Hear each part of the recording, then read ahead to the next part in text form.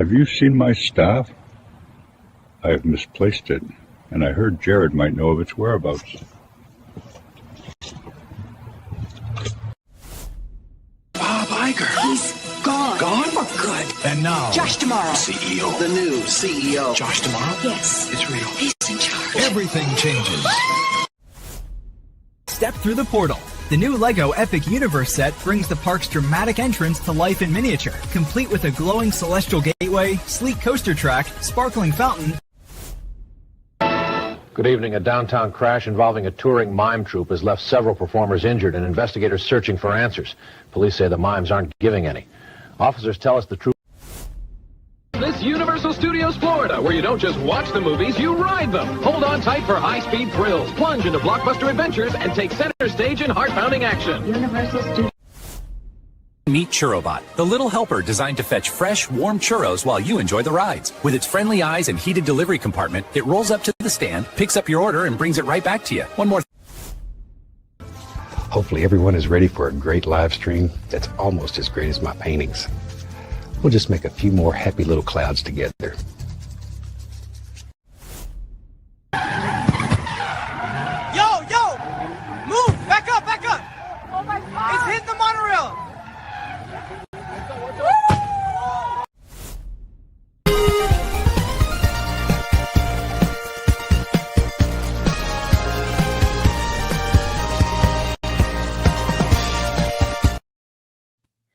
What's up, everybody? Welcome to the live stream. It's a nice Friday evening, and here in Florida, it's been cold again, but now today it went back up to normal temperature, so it's actually been a nice day.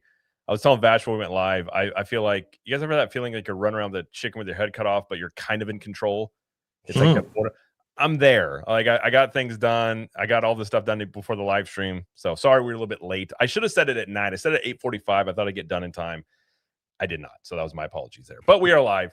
We have a great crew here. We got some good topic. We're going to talk about, of course, Josh tomorrow is now officially Disney CEO, and what we might think or hope he will do. We'll talk about that. We got a little more info on that Disneyland swatting incident that Vash has some. We got a live stream thing we'll look at there, because that whole thing, I feel like there's a lot to that story that, at least when I made a video on it, I didn't know all about that. So I'm interested about that. And then I think we're going to talk about the Bachelorette getting canceled, and that whole thing's insane. So, and we might talk, who knows what else we might talk about. We'll talk about some other stuff. May go on some side quests. But before we get going, just want to introduce all the gentlemen here. We got Mr. Orange Grove 55. As always, thank you for being here, Mr. Orange Grove 55. Yeah, no, thank you. I appreciate you, Jared. I appreciate you, Theme Park Philosophy, and Mr. Vash Sky, Dr. Dre. You can find me right here on YouTube. If you're watching this on another channel, you can on Capture the Magic. You can find me right here on YouTube, Orange Grove 55, talking theme parks, studio, corporate, all that good stuff. And you can find me on Instagram, Orange Grove 55, and on X, Orange Grove 55. There we go. Yes, sir. And we're joined by Mr. Theme Park Philosophy. I was going to play Hero because I told him before we went live, he kind of reminds me of Enrique Iglesias a little bit right now, which is the utmost compliment I can have for another gentleman. But thank you for being here. And where can everybody find you out of here on the interwebs?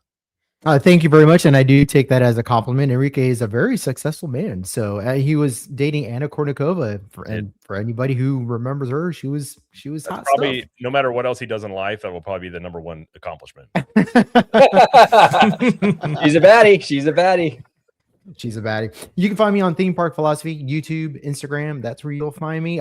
If you guys are interested in exploring theme parks with more philosophical concepts, like why Jurassic Park, for example, let's see, why the creator aspect of Jurassic Park is like the Promethean story, but with DNA, for example, and if that's ethical or good. If you're into that kind of stuff, check me out, Theme Park Philosophy on YouTube and Instagram.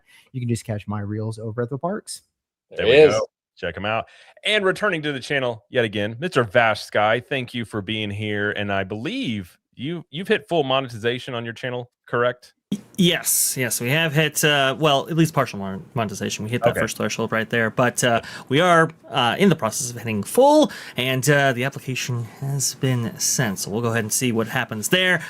Really excited to bring on, memberships and really providing everything out there for you Skyliners over there at Vash Sky ParkCast. Trying a little bit of a simul stream right there, so if you're watching this on any of the other channels, just know that you can go over to Vash Sky ParkCast to find me, more of me, and the channel over there, streaming every single Wednesday at 2 p.m. Eastern, every single Thursday at 7 p.m. Eastern. Thank you so much, guys, for having me on, talking about these amazing topics right here. Boy, I cannot wait to get into it. Yes, sir. Yes, sir. Well, thank you for being here. I like you call it the Skyliner? Is that what you're calling it? I like that. Yes. Pretty good. I like that. It's good. I need to find a name for mine. So Vash, we're gonna have to do a roadcaster off. Oh, there you go, right there. Oh boy, we're gonna have to do it right here. Which is just the No, God! No, God! I probably use that one way more than I should. It's just my reaction. What's that, everybody? By the chat, real quick. We got Kaylee. We have Theme Park Conductor. What's up, Conductor? I met Theme Park Conductor Tommy and George the Italiano. They were at Disney last week. I hung out with them for I think 3 days, and even got priority seating at Fantasmic, which I had never done before.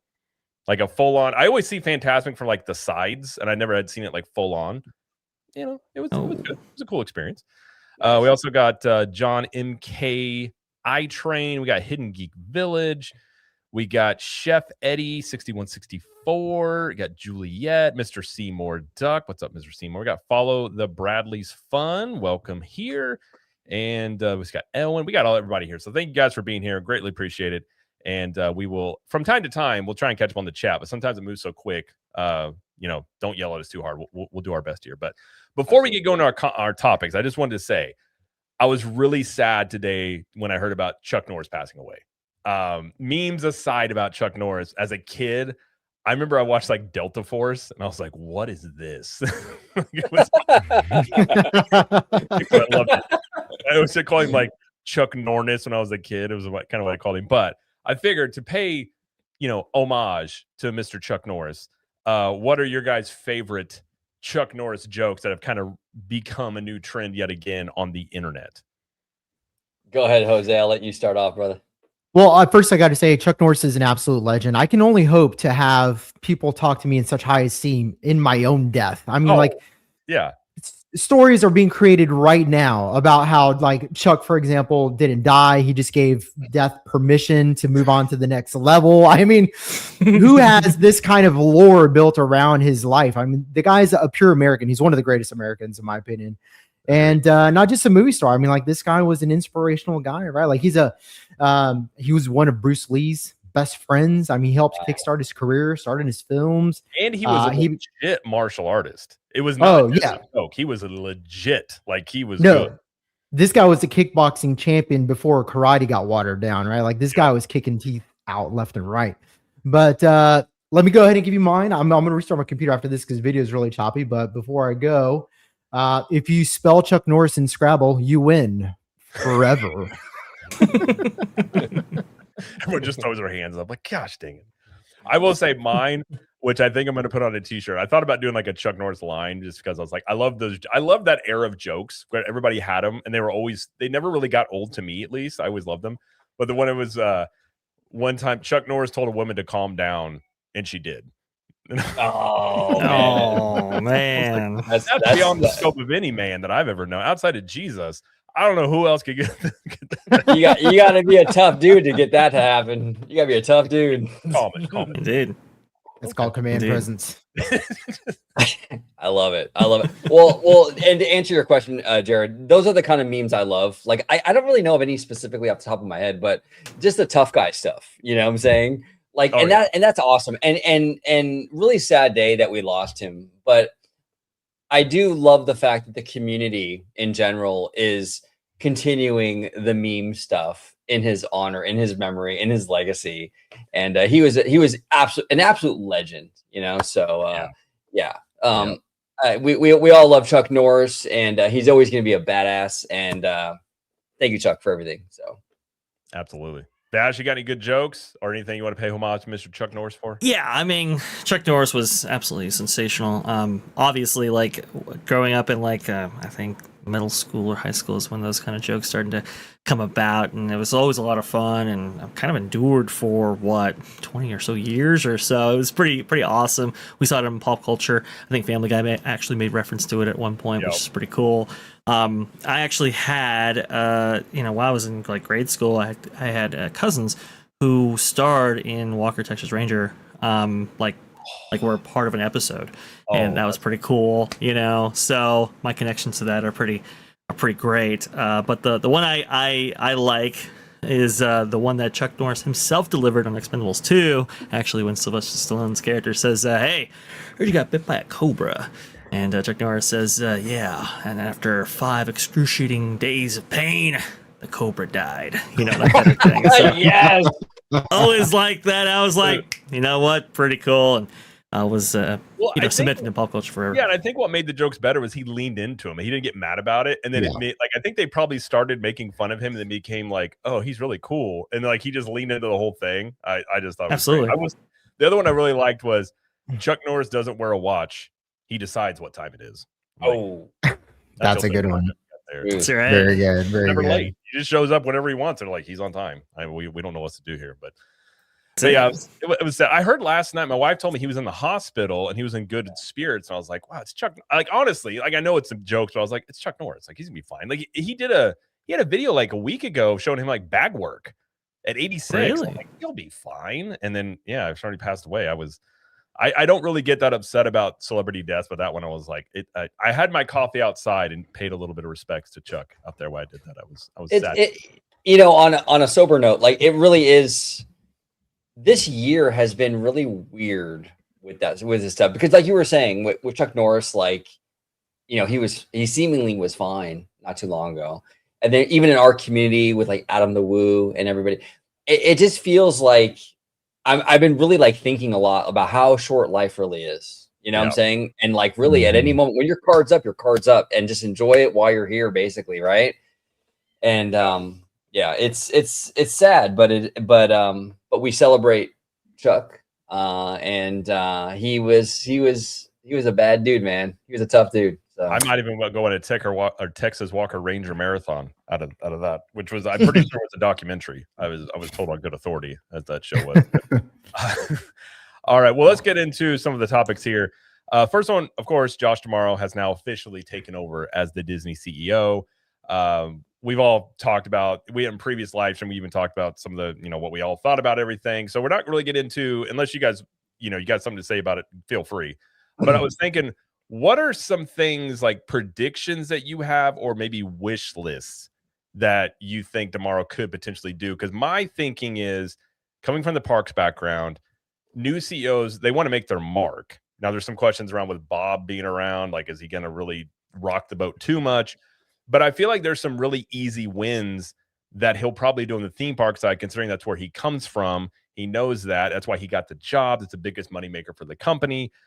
So I kind of think that's some of the first things we'll see, because those are some easy wins. Because movie stuff takes a while before you really see the results of that, and some of that stuff takes longer.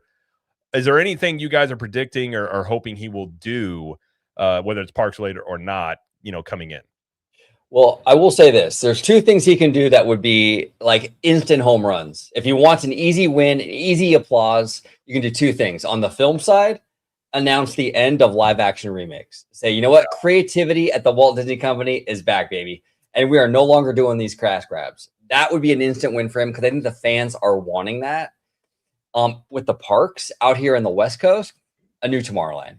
Easy win. You announce a new Tomorrowland, you bring back the People Mover or some version of that. I think you're in good. You're in good hands. And Theme Park Casual here says the Phantasmic Dragon. That's another one. That's an easy win, right? Come on, easy. Bring it back. I'd say both posts. If you're going to do one Tomorrowland, do both, because they're both a mess. But I don't disagree with that at all. Yeah, easy win. Yeah, Jose, what do you think?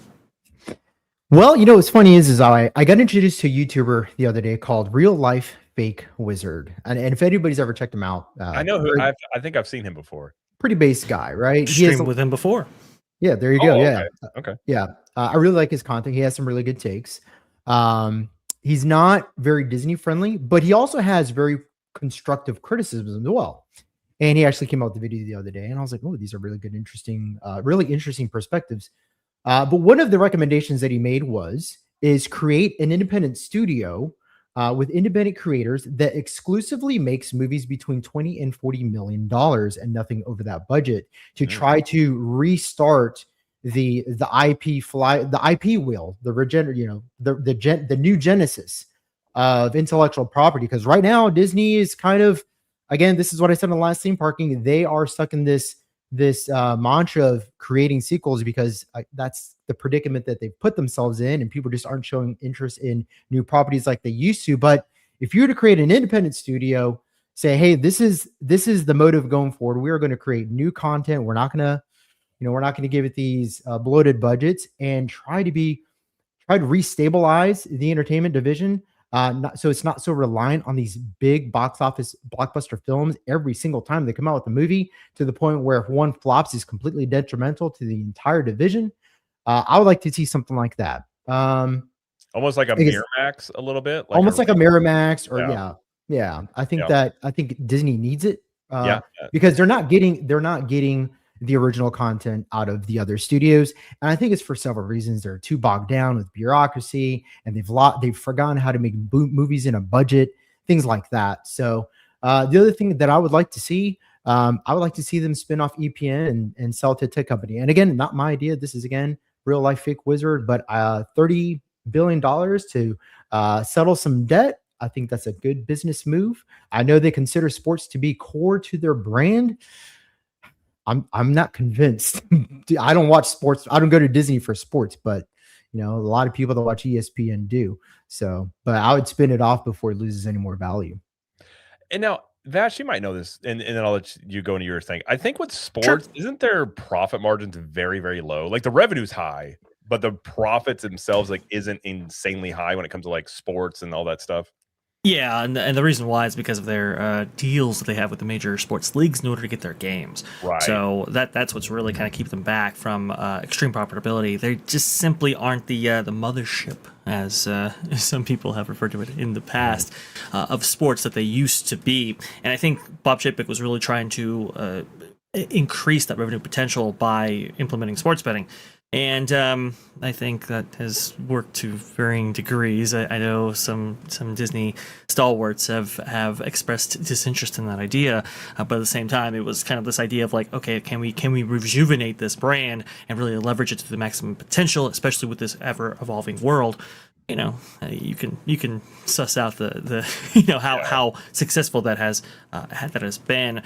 I think ESPN has more value than linear right now at this point. I would actually advocate for probably linear to be spun off at right now, because Bob Iger was the guy that was most connected to linear. He wanted to go ahead and hang on to it. Well, the weatherman is gone. Now can we please do something with this asset right here before it loses all of its value, and now you're forced into some really hard predicaments. And I think that's why Deborah O'Connell was actually placed in the role that she was placed in, to make those tough decisions if need be.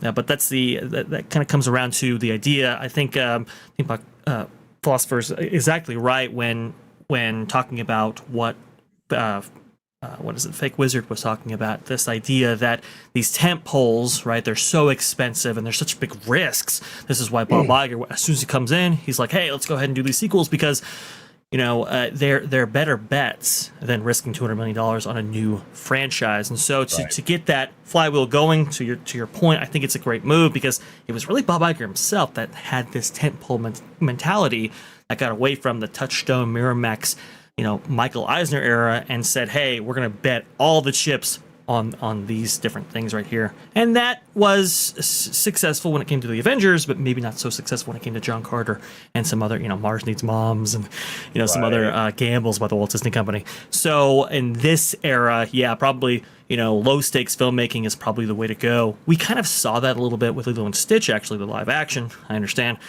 live action, not too fond of that either, but it was a $100 million bet and it became a $1 billion juggernaut. So, you can kind of see, like, that's an established IP, but you can kind of see that the thinking there, where maybe you have things turn to major hits, or you have things that are produced for a set budget, and even if it doesn't blow the box office when windows out of proportion, at least you make your money back. So that is an interesting idea. I would say, look, I think all of creative right now, I think needs to be rejuvenated. I think you really need to establish the core principles and philosophies that got Disney to where it is today, which is, hey, we got to be story focused, we got to be story driven.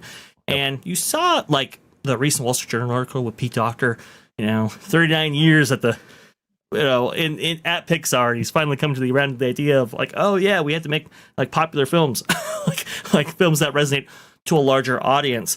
That needs to be really the mindset for every single studio going forward, I think, because the creative flywheel has definitely broken, the engine has stalled, and now we can kind of get it back up, to start again. Again, this is also why Iger said, hey, we're going to go sequel heavy because we just can't establish original franchise to save our lives, unfortunately. The other thing, too, is probably you need to do something with Lightning Lane. Lightning Lane has changed the paradigm, the dynamic at the Disney parks right now. I would advocate for, you're never going to have it go away, but can you set it at a price point that's less attainable than it is currently, and limit sales to a small amount? That way, the standby line moves far more efficiently. The entire system in the parks, the ecosystem that drives those parks, is completely reset when only a select handful can actually get their hands on a product like that, rather than 50% buy-ins and so forth. I think that would do really be a big move for Disney parks. And then lastly, probably a re-emphasis on entertainment would be the last thing I would say, but that's parks related. Yeah, and Vash, to your point, I mean, that's kind of like, Universal does that with their Express Pass. It is pricier, but there's less people, and we've talked about this even a long time ago, back in the day on OGVD5, right? Where like, if you have a higher price point, I mean, you have less people in that system, right? So when you do buy it, it actually is express. It actually is fast, right? It's a but better right product now, for both. Exactly. Like right now, like the Disney version is just like affordable enough where everybody's in it. Yeah. I mean, and I can tell really... you we were there last week and it was busy, and like it's after you use your 3, there's really nothing else to choose from because everybody has it, especially on a busy day. It's actually the least useful on a really busy day, which goes in like that's probably not how it should go. And I've actually made that argument. I think Universal system works way better for the exact reason you have said, is you have less people that are clogging up those lines, means the standby moves quicker, and I think it's just a better system. And I think I want to say it was Mickey Views that did a breakdown of this a couple years ago showing like if they did that, they probably wouldn't change the overall income or revenue from it that much. And they could probably, because it's not, I know people are going to say bring free fast passes back. It's never going to happen. Never happening. Once they have It's a revenue never stream happening. like that, it's just not, they're not going to cut that up. They probably, at this point, I know there's that leak a couple of years ago. They've made well over $1 billion from charging for that stuff. They're not going to get rid of that. But I think that can be a good marriage between the two worlds if they were to do that. If you got the, like, almost just having Disney Premier Pass be the one that you have, maybe not that expensive, but something, bring it down a little bit closer to Universal's, I think would be a good move. I think also, I agree with you, Jose, about like the Miramax type thing. That would be great because I think movies like National Treasure, like The Rookie, remember those feel-good movies like Remember the Titans, stuff like that? That's just what they're missing. I'm always reminded of, I think it was Bruce Campbell, it said years ago, that whenever superhero movies stopped making $1 billion, that these studios would cut them so quick because they're so expensive. And I think that's maybe in the midst of what we're kind of starting to see now, is these things aren't guaranteed. Like Doomsday is going to make a lot of money, but is it going to be profitable given its budget? I guess we'll see. But I think that stuff, like the tentpole idea, it just doesn't quite work as well. And I think that would be a much better way to go. But in the parks, I would also say, at least for Disney World, bring back Magical Express. I think that would be such an easy win that guests would love. And the thing is, it makes it kind of interesting. I'm not saying I trust it completely, but you could actually do this. I know Mears was involved last time. That's one reason they cut it.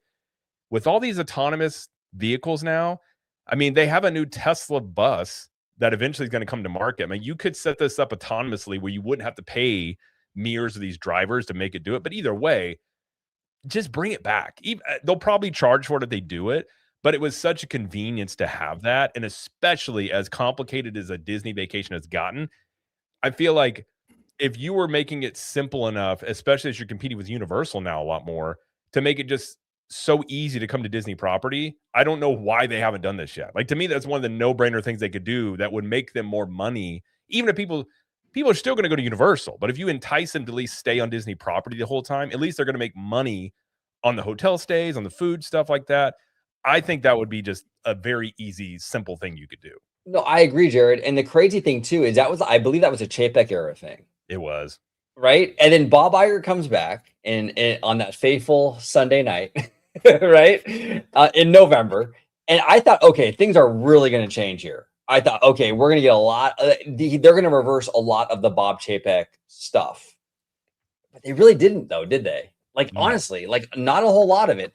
The restructuring of the studio stuff, Bob Iger went in there and made sure he changed all that. But a lot of the park stuff, it's kind of stayed the same. I mean, even the gambling, Bob Iger came around to that because he was against that initially. And then he got in there and then it was okay. But it was like the Magical Express thing. I'm really surprised. I'm really, really surprised. Yeah, I mean, I've talked to some industry experts about that, about Magical Express and you know, the realities of the current market, right? And whether or not it's economically viable for the Walt Disney Company.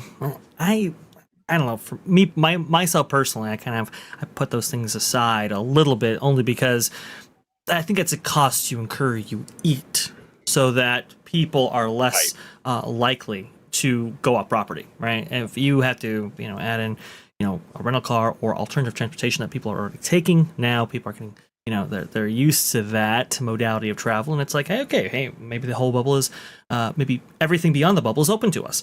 And so you reassess a little bit differently when you're not maybe captured by Magical Express. I just don't think it was a good move. I understand from a Bob Chapek led or Bob Chapek era mentality why you would make a move like that, but there are certain things the Walt Disney Company and providing for via their parks, you're just gonna do that no other theme park proprietors are going to do, but you do because you're Disney.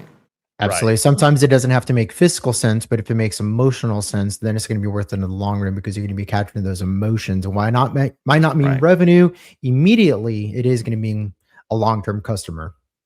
Well, and like so much of what people think about a vacation is emotional. It's not necessarily logical. It's like, how did you feel about it with the convenience of it?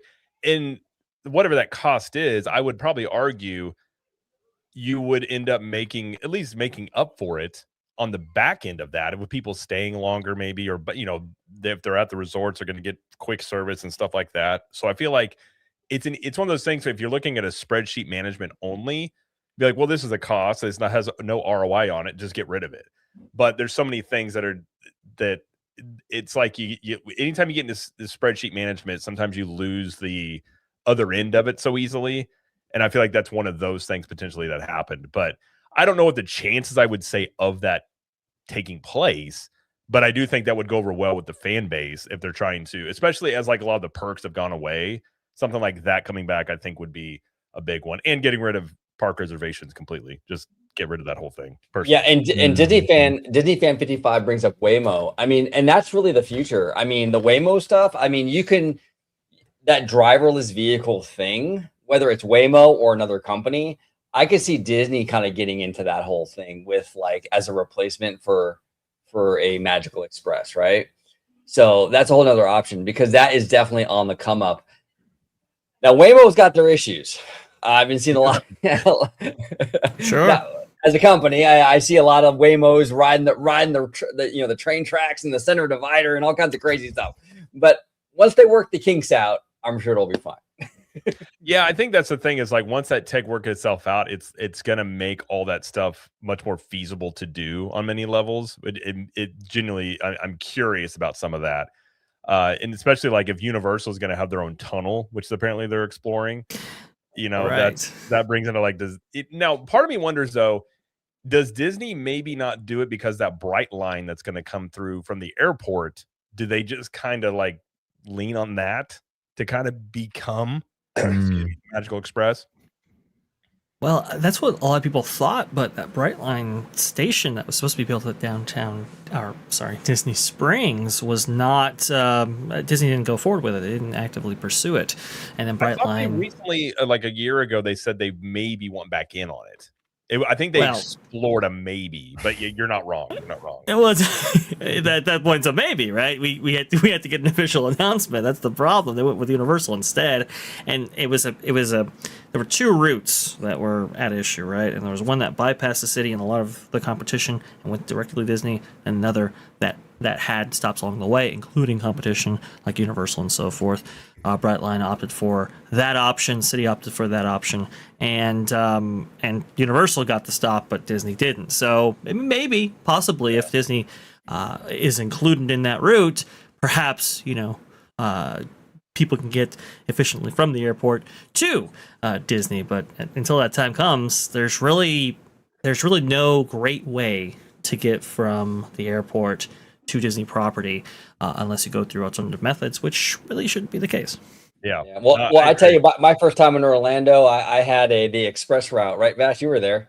I went from the airport to Lake Nona ER, so that was awesome.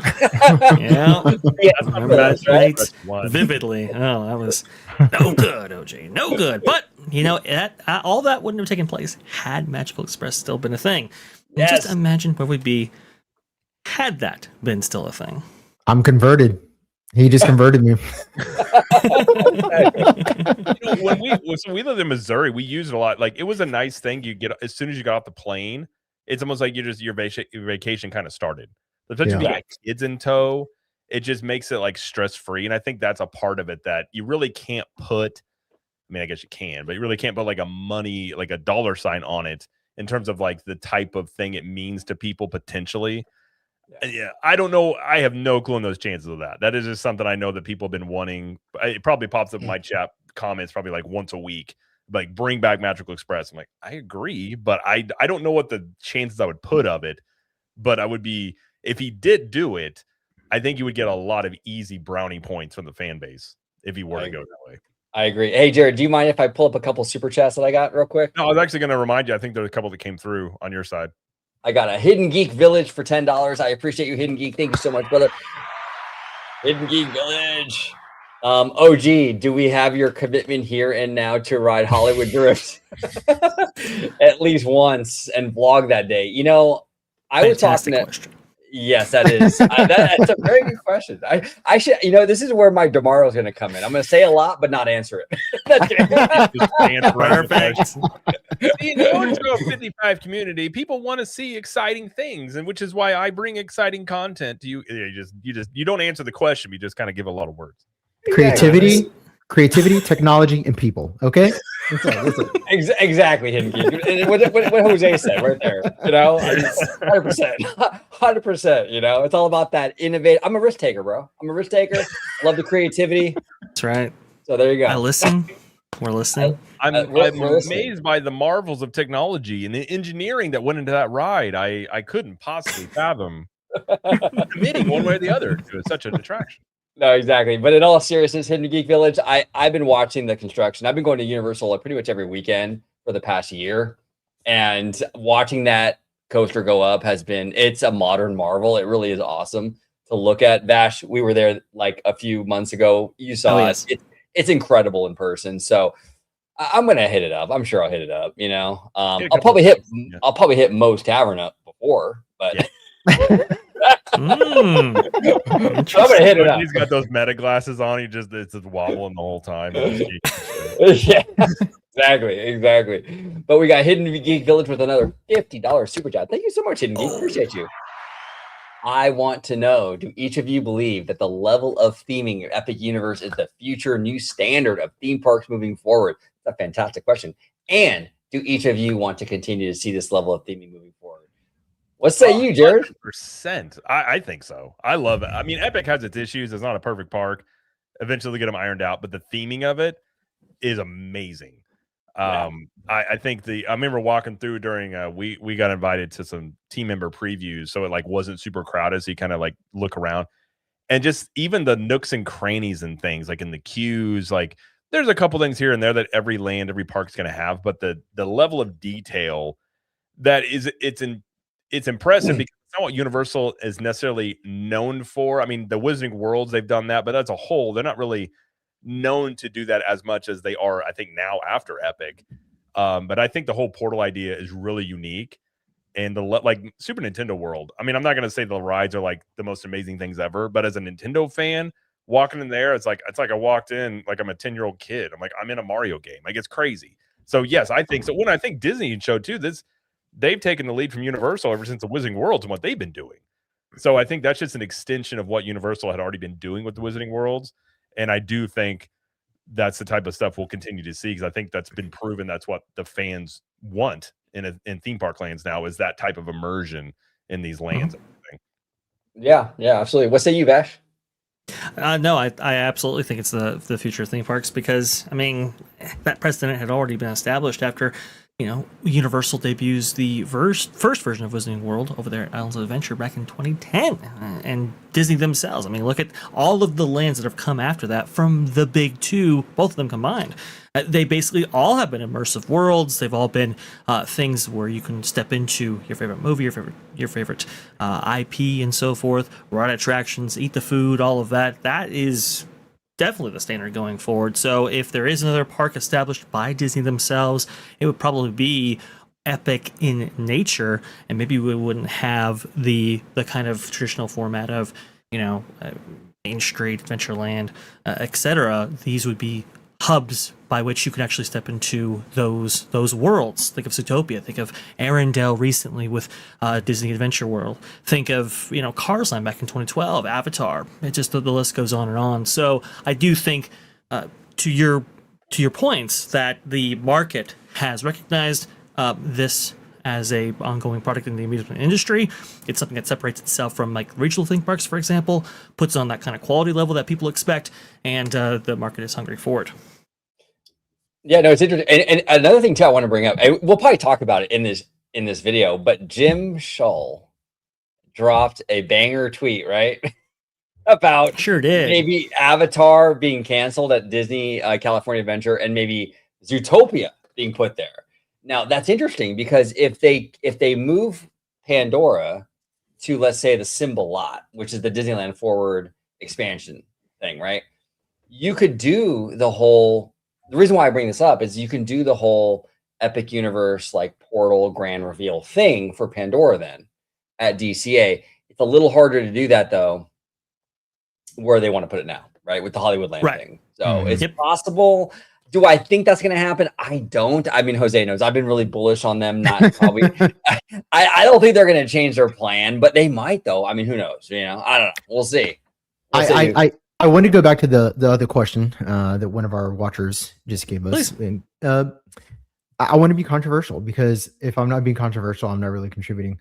I feel like what Universal has done with Epic Universe is already 10-year-old theming technology. I don't feel like if you're going to move forward with something new, I feel if our Universal Creative, if our Disney Imagineering, I would already be basing the next decade, the next 2 decades off of what works with Epic Universe. So, for example, Epic Universe has the high quality theming that has already set the expectation that anything below that is considered substandard. And so everybody's standards are now up here. And so that's good for the industry. That's good for the consumer. That's good for people that are spending more money when they go to the parks.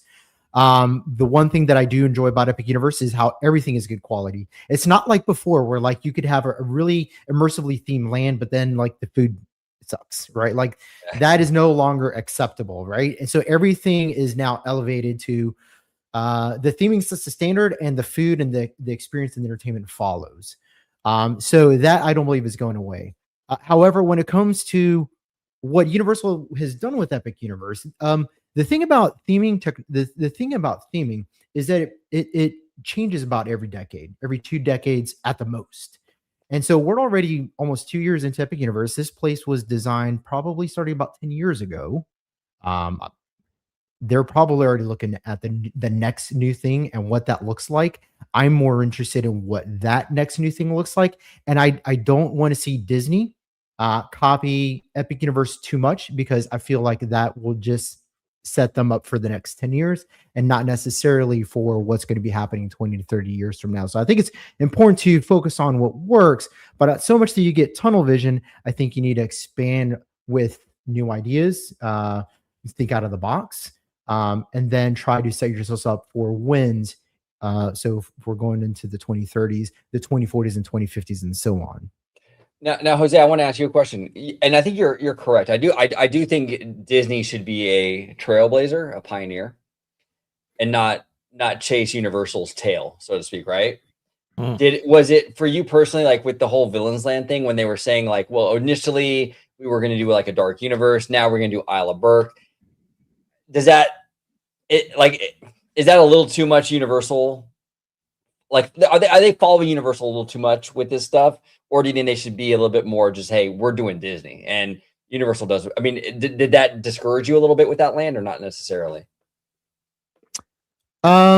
No, because it wasn't Disney that's made that statement. It was a person that heard it from a person that said it on Hollywood Trade that made that statement. And so I really don't take that at face value. I don't think Disney would ever make a statement like that. You know, if Universal creatives and Imagineers are having conversations with each other and they're saying, oh, you know, like we should base it on this.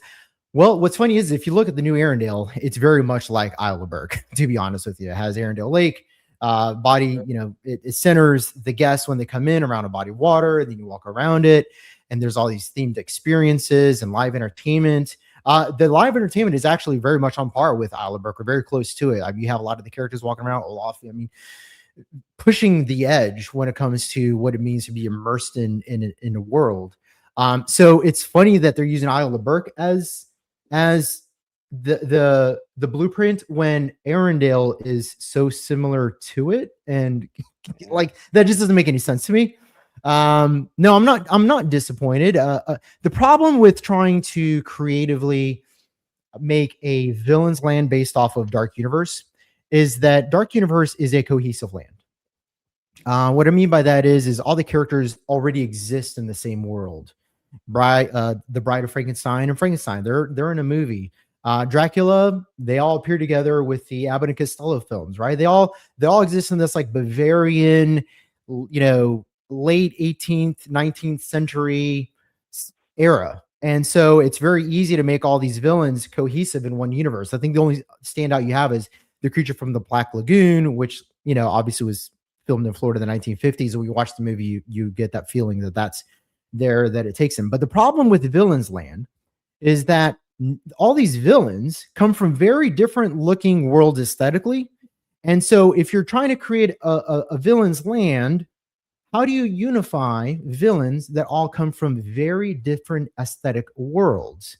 Because you can try to do that, but the problem is how do you frame the ride for the guests as they're walking up to, for example, Maleficent's ride, and how do you differentiate that for the family who want to go ride the Emperor's New Groove roller coaster, so it's not as menacing looking? What does the cohesiveness look like in a land where all these villains come from different worlds? Because we haven't seen that yet. I mean, I think to bridge these things is very complex, and that's where you get into these, you know, the traditional landscape where it's like an Adventureland or Tomorrowland. There's a general theming, but then as soon as you get to the ride itself, there's an indicator that you've moved into something, you know, aesthetically different, themingly different. So if there's a way that Imagineers can make the world look unified, and then make it so that when you walk up to an attraction, you get that very unique essence of that thing, that's going to be an accomplishment, because I haven't seen that. I mean, if Vash, OG, you guys know parks more than anybody. Like, what would a Villains Land look like that tries to merge the aesthetic differences of villains into one cohesive land that mirrors a dark universe, but then also, you know, paves its own path? Because that's a very difficult, in my opinion, thing to do artistically. I agree with you. It would be. I think what you would probably have to do, but this will limit you though. But like if you take Disneyland's Fantasyland, where it's like you have that very European little village vibe, and then you have all the fairy tales and their respective dark rides in that world, I think that works. Now you can do that with villains, right?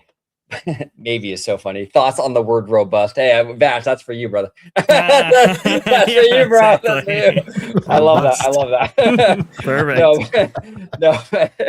No, but so I think you could do that with villains, right? You can do a spooky kind of twisted Fantasyland. Yeah. But here's the issue with that, though. But then you have to forfeit. You probably have to forfeit villains that are not part of that fairy tale storybooky thing. Right. So do you exclude Cruella de Vil?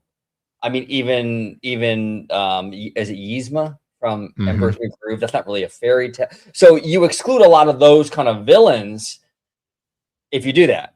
So you can do it, but you also leave out a good portion of them. But what say you, Vash?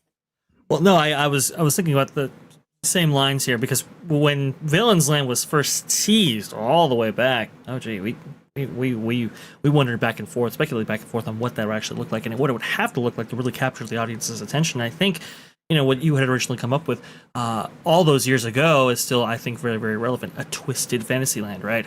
And you could do that, even do story treatments, right? So, like Maleficent, when she turns into her dragon form, and you know she's taken over or whatever. You see the thorns take over Aurora's kingdom, right? And there's like there's a darkness that actually, you know, consumes the land, and you have thorns everywhere and stuff like that. And that's sort of what it looked like they were going for with that first piece of concept art that is so noteworthy now. And I think that was the right direction to go. So everything's kind of twisted and everything's kind of, you know, it's very different from maybe Fantasyland that's right next door, at least in the case of Magic Kingdom. And maybe, you know, you could have like Captain Hook's a boat there, maybe in like a lagoon. You could maybe have, I don't know, Ursula's, I don't know, coven or whatever ripped up from the ocean. I think you can do some really creative things to really, you know, import those in and really make them feel cohesive. And I do agree with you, Theme Park Philosopher, that Disney, I think, did struggle with that just a little bit. This is why they were talking about the corrupted architecture, right? I think it was at the last Destination D23 where they talked about this, where they were kind of going for this almost Antoni Gaudi style, right? With like Art Nouveau and so forth, and they showed pictures of the research trips, and you kind of see that architecture on display. I think that was going to be the architectural cohesive element that brought all these distinct worlds together. I don't know if that's necessarily the right call to make, but I think you could make it work when you switch, allegedly, right? And to your point, I think it was Ben Fritz's article from the Wall Street Journal that first brought out the idea, the possibility that Disney was shifting direction and focus. When you shift the focus to something that's more family friendly, you're very limited now in what you can do and what that actually looks like. And I think to the detriment of the villains and people's idea of that land. You know, they were applauding for something more akin to Dark Universe, I think, than something more akin to Isle of Berk, just in my view. Yeah, now Vash, real quick before we move on, would it be too much? I hate to put you on the spot, bro, but it's been a while. No, please. Can we get the Christine Waistlines McCarthy robust? Yes, we can. Yes. Let's see here. Maybe if I still have it. Robust Discussion right there, right? That's the way we used to do it. Yes. Yeah. Christine Waistlines McCarthy, which, by the way, when you're talking about executive shakeups, that was one that was very, very interesting. She was the one that she made that comment about. Yeah, the waistlines of guests. Is that yes. Yeah. That's why we dubbed her so, because that comment was crazy. I actually found the audio connected to that very, very recently. I'll go ahead and bust it out in the archives. I got to play it for you because it's wild hearing it all those years ago in contemporary times. That is funny. Oh, love it.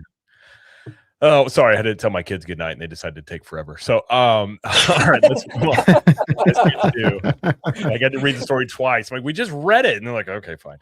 All right, let's go on. Let's talk about this Disneyland hoaxing or swatting incident. I know OG's been wanting to talk about it. I know a little bit.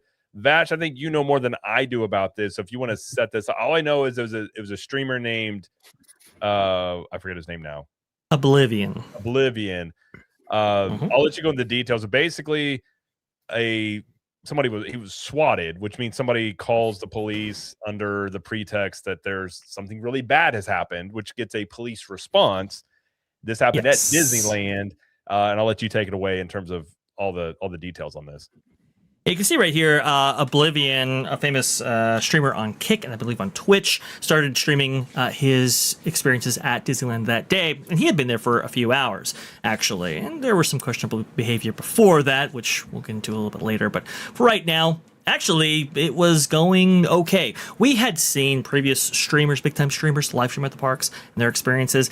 Sometimes it can get a little bit chaotic, right? Where people who see that stream want to go to that streamer and say, hi, well, what if you have, hundreds of people do that all at once? That can get a little crazy. And we've seen that with other big-time personalities. I Show Speed, for example, and everything else.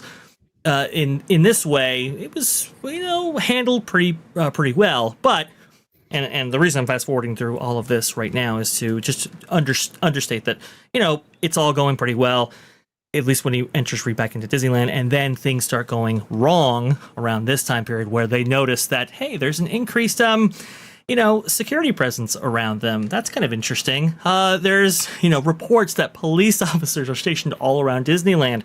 And the reason why that is because, yes, that swatting incident had taken place. People aren't familiar with what that is, and they're being informed right now, actually, by this group right here. We'll get into audio in just a moment. But this group is informing them, hey, you might have been swatted at Disneyland. If people aren't familiar with that term, it's when somebody makes a false emergency, right? Kind of like a hoax, and pins it on a particular streamer or influencer, and unfortunately, that's when the SWAT team or a high police presence is drawn to that location and interrupts that stream or interrupts that influencer's life. It's a very dangerous practice, obviously, and really there should be more to curb that kind of behavior from going on. But in this case, this happened at Disneyland.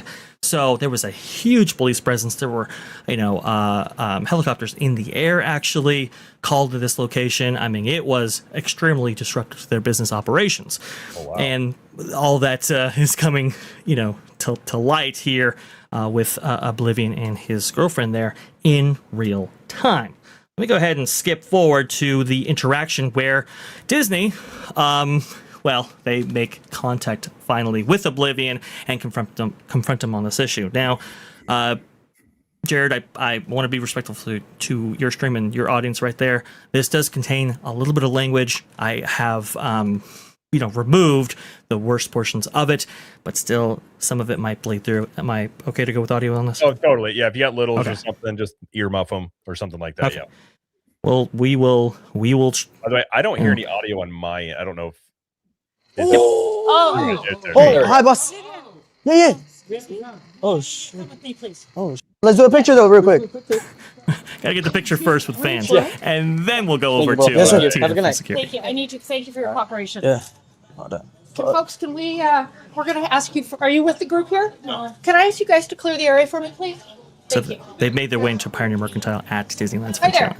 Hi, I was gonna ask if you can stop filming while we talk to everyone. No, we're just gonna film for our safety. We don't know what's going on. So we were called because there was a civil concerns going on. Okay, so we were told that there was some type of altercation at the main entrance. Do you want to elaborate what happened there? There was no altercation. Okay, were you guys pantsing each other? No. No. She says pantsing. I reviewed the stream. I didn't actually see that. There was some things that took place before the stream that weren't highlighted here, but suffice to say, this is more over the SWAT of like the old thing you did in middle school, like you pull down each other's pants. Right. Yeah. From what I gather, I mean, she didn't elaborate, but right. We've had multiple complaints and concerns expressed with your behavior. Okay. Well, it's because someone from there, called them and swatted us because we're streamers. There's 14,000 people watching, and they just did that, and they just did it to another streamer. So they just swatted the area. Who is they? I'm sorry. Just like a bunch of random people on the internet. Okay, and I'm sorry. No, I get you. My name's Christian, but on the internet, my name's Oblivion. Is it? Hold on. Oblivion. Oblivion. Okay. Yeah. Christian, what's your last? Let me see what your. Do you mind if I look at what your stream is? I don't. Yeah, it's just Oblivion. Oblivion SW. And then do you guys have IDs? I'm just asking. No, we don't have to show nothing. That's not good. That's where things go off the rails pretty quickly right here because she's looking for compliance, right? And they just denied them, so here you go. Oh, your ticket median? At this point, if you don't show, we're going to be turning over to the anti-police department, and you will be asked to show them. No, that's fine. It's just I didn't do any crime or anything, so I'm not gonna show anything. Look, even right here, they just said, look, Oblivion. I just want to No, it's because look, let me show the cops this because someone just swatted. And here, there's about 6 police officers actually, part of this scene right here. Very, very rare to see Anaheim Police Department actually make their way onto property because it is private property, right? So the fact that they are on the situation or included in the scene is very abnormal. Look, Oblivion. Look, he was talking shit also. See, like it's just a random internet guy that just swatted us. We're aware that yeah. You guys are getting swatted right now. So just because it creates a lot of panic. No, I understand. It's just that we're just here filming and we're just streaming. Like we're just enjoying Disney like everyone else. We're not harming no one. But unfortunately, we've received multiple concerns. I understand, but I just told you why. Ash, can you pause it for a second? Like you got it. I think this was the critical error this guy made. Yeah. They're asking you to leave, right? They're asking you to leave. Just leave, right? He hasn't been trespassed yet, so he's good. Just leave. Correct. Once you start arguing your case, I didn't do anything, bro. I didn't do anything. I'm just here doing this. I'm just here doing that. That's where you get into problems. Just listen to them and leave. And then you can work it out on the back end, bro, with your attorney and all that stuff. They know more than you do anyway. They can work it out better than you could ever argue it, right? The problem was he started to argue his case. And the more he argued his case, the more he started to dig. And I think that's the problem. I think that's if he just would have left, I think he would have been fine. Because he technically didn't do anything wrong. The swatting was not his fault. I don't know what he did before that with the pantsing and all that stuff. I mean, I don't know if that happened, but the swatting was not his fault. I mean, a lot of big streamers have that issue, and that's a horrible thing to happen to you. If you just would have left and he didn't argue it, and if you ever get pulled over, and if you argue with the cop, you're never gonna win that battle. Like just listen to them and just cooperate. I've known some police officers, and they'll all tell you the same thing. It's like that's not the time to argue your case. Like they tell you to do something, you do it, even if you're in the wrong. Like that's just not the time to do it. Although I don't know who this guy is. The swatting may not have been his fault, but I can already tell he's kind of obnoxious. So like I'm imagining there were probably other things going on if I were to guess. But again, there was. I don't know. Okay, I don't know anything else about this guy, but pretty quick. I mean, Tina, I believe, is the security officer's name right there, the lead there. She doesn't make reference to it, but earlier in the stream, like they actually take their cameras while recording, while live streaming into the restrooms with them. And it's like, whoa, that is a flagrant foul right there. It's actually against California law to do that. So don't do that. Everybody who vlogs or streams regularly at the parks knows that. Unfortunately, he didn't. Now they don't call him on it, but if that alone, that can get you trespassed right then and there for good reason, obviously. But yeah, I mean, I wouldn't say he's outwardly combative, right? But they are trying to get cooperation in this incident, right? And he's just, he's less cooperative as it goes on right there. But I do feel that the security officer, she might not know what swatting is, how the dynamic works, and so a lot of the blame is being placed on Oblivion for right or wrong reasons, whatever. Also too, she's not very clear on what the penalties might be for non-cooperation, and I think that's something as well that could have been noted, because when you'll see later on, she gets a little wishy-washy on that front. Here, let's watch. I just explained the whole situation. Not really, though. Not really. Can you explain it again to us? I mean, I'm streaming in front of 14,000 people. There's someone that just called to get all these cops here. They swatted us, and that's what happens with streamers. That it was happened. I'm sorry. Was what? To streamers, like it just happened today to another streamer as well. So. Okay. Here's the deal. Obviously, you are on private property. Oh, that's fine. So, security has they have their questions that they want to answer. Whatever. At the end of the day, if they don't feel like you're being cooperative, at that point, they can ask you to leave. Yeah, I get that. And they can prevent you from coming back here in the future. No, I understand, but you know, like I come here often, and you know, I never have this problem. So Okay. We're gonna have to end your day Common today. sense. And see, and that's the issue right there. Where Right it's like, there. Common sense. You just leave. Like right then when he says that, you just go, okay, fine. We're leaving. Exactly. The cop is warning you. He's giving you a chance. He's like, hey, bro, it's private property.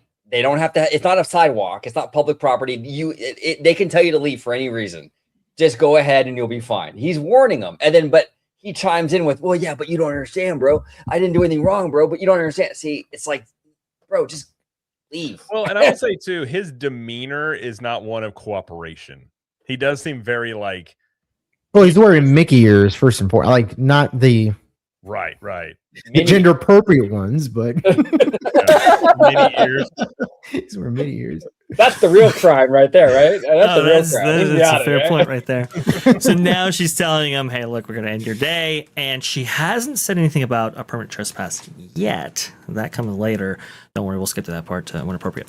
that's fine. You know, Can we get a refund? at this point, no, you're all being issued trespass admonishments for failing to comply with the request. What am I failing to comply? I don't have my ID. I don't have ID. Well, How's that well, failing? unfortunately, then that's another matter that the police may have to handle, because if you can't identify who you are with an ID, then that can result in that becomes a different matter. But like, I'm not trying to get banned. I legit didn't do anything though. This has disrupted our business, so therefore we're asking to leave our property. That's fine, but could we at least get a refund? Like we just paid through. No, at this point, no, we are not taking care of It's a about 10 o'clock at night. When, who are you? And who are you? I'm Tina. I'm the security watch commander. I'm the person in charge of security for the city. Can we talk to like a manager or something? I'm the manager in charge. I'm not trying to talk to a manager for security. I'm trying to talk to a manager here. Like we didn't do anything though. Your days have ended. That's fine. All I'm looking for is a refund, and that's it. So if you want to, she was trying to explain that to you. You can go on our website. Okay, but unfortunately tonight. Okay, but I'm just trying to talk to someone right now to get a refund. Unfortunately, no. You're speaking with Emily and myself, who are the security managers for the resort.